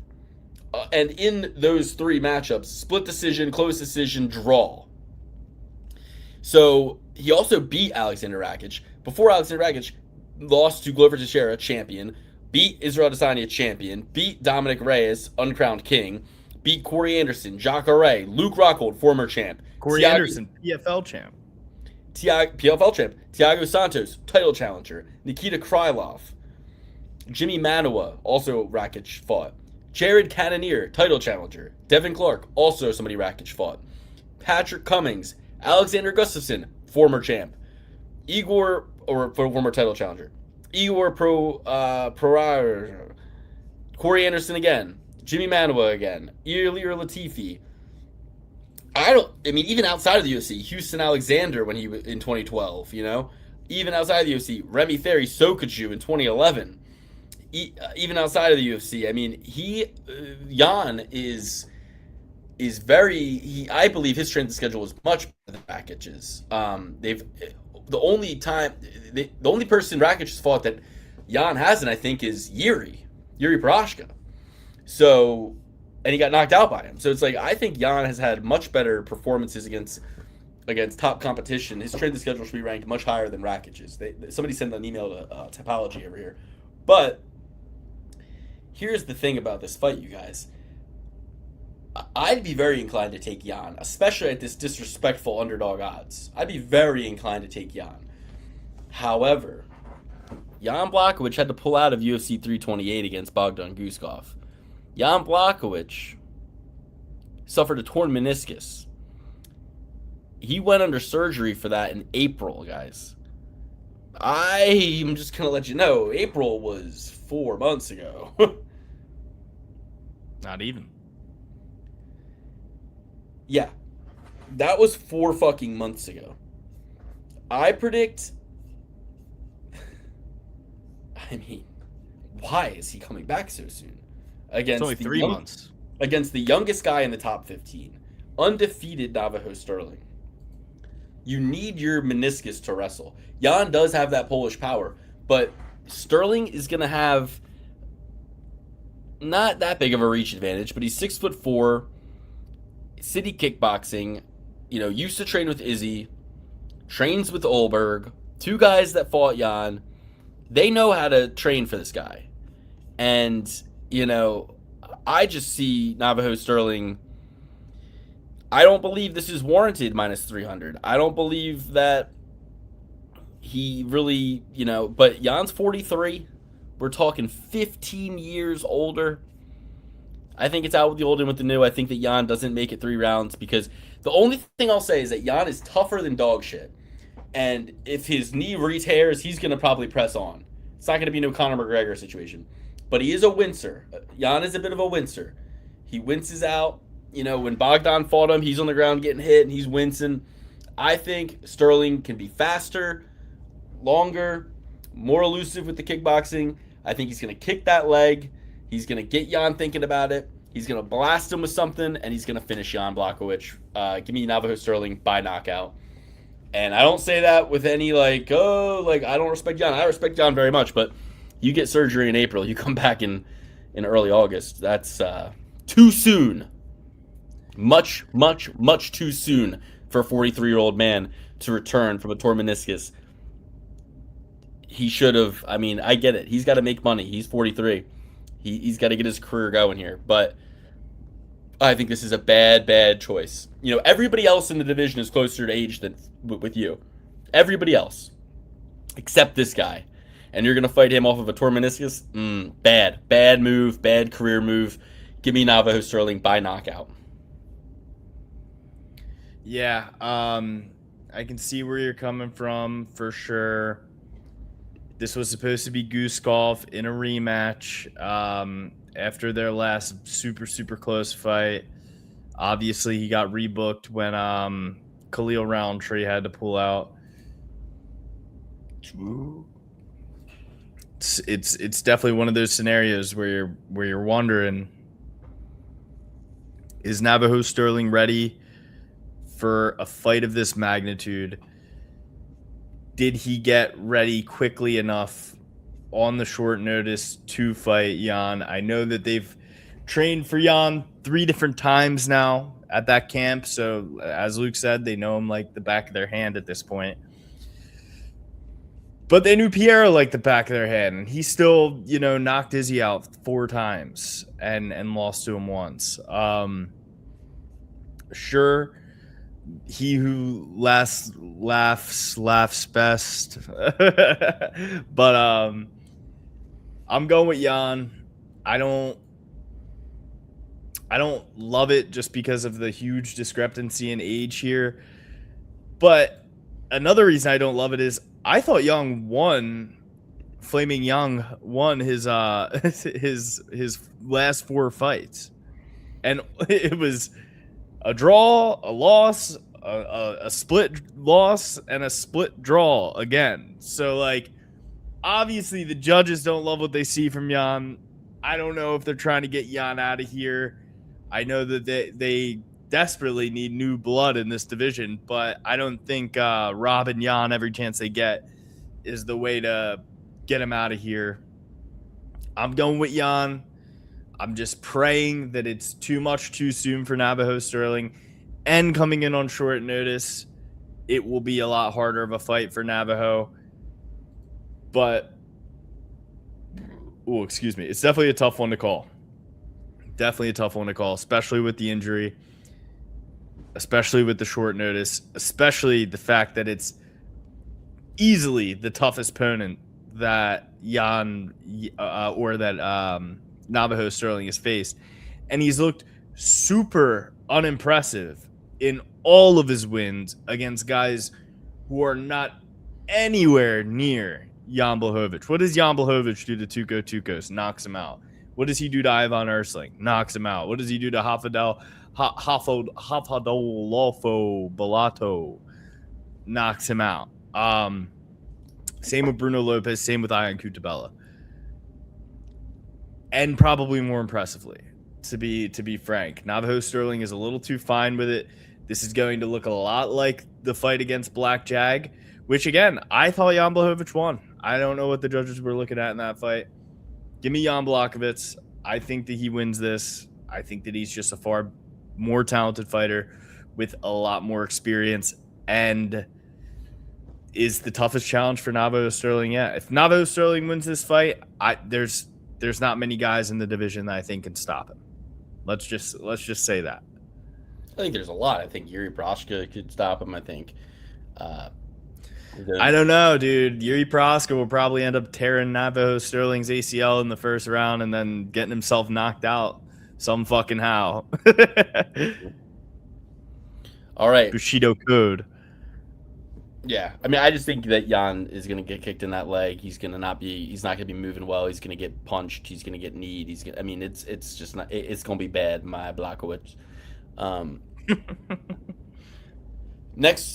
Finally, we got Uros Medic versus Daniel Rodriguez. The thing that I like about this fight for Medic is that he has had 3 knockout wins in the time it's been since Daniel Rodriguez fought last. Daniel Rodriguez almost lost that fight 3 times over to Kevin Holland. Really rebounded and rallied late in that fight with some kind of last acts of a desperate man, and was able to secure the win. But ultimately, closer fight than people remember it. Holland was doing very well a lot of the time, and I don't even think Holland does that well against Uros Medic. So the fact that in the last year, Uros Medic knocked out Gilbert Urbina, knocked out Muslim Salikov, knocked out Jeff Neal, says a lot to me.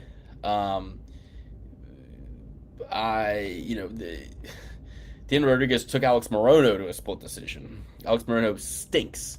So I'm definitely taking Medic. I think Medic gets the finish over 5 for sure, probably even early. I could see Medic finishing this in round 1 or 2 by knockout. And, Rodriguez has had a lot on his mind. He was in a Mexican fucking prison. Like, he wasn't training. He hasn't fought in a year. He was on the Joe Rogan podcast. He wasn't like, and then last but certainly not least, he's 39 years old at 170. No speed advantage, no skill advantage. I think the one advantage he has is that Medic is certainly a little bit more chinny than he is. But I think Medic, biggest fight of his career, headlining main event in his home country. Medic's going to be there to make the crowd leave happy, and they purposefully booked this fight. They didn't give Uros Medic, a too big of a challenge here. So give me Medic by finish. Give me Medic by finish early, under 2.5. Medic by knockout round 1. I think he fucks up Daniel Rodriguez. Yeah, give me Medic for sure. The only thing that gives me a little concern here is Medic has gotten chinned in the past. We've seen him get chinned. We know that it like a Punalele Suriano shouldn't be knocking him out does. The Middleback Warabai fight, Middleback Warabai, pretty good fighter. No big deal on that front. 3 years ago, tons of room for growth. Jolin Turner also cracked him, I think, before he choked him out. He's gotten cracked. Daniel Rodriguez can sling. I don't think he's going to be able to stay on his feet much. I think Uros Medic gets a sub in this one.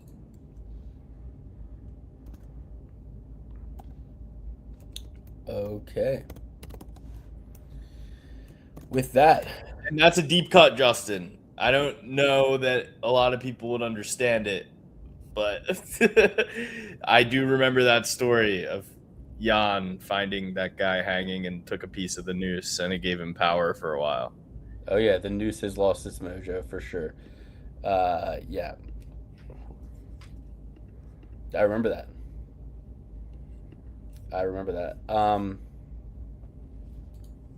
It's such a crazy thing to do. Like, yeah, let me get my DNA all over this crime scene, potentially. I think that the police made him take it. Oh.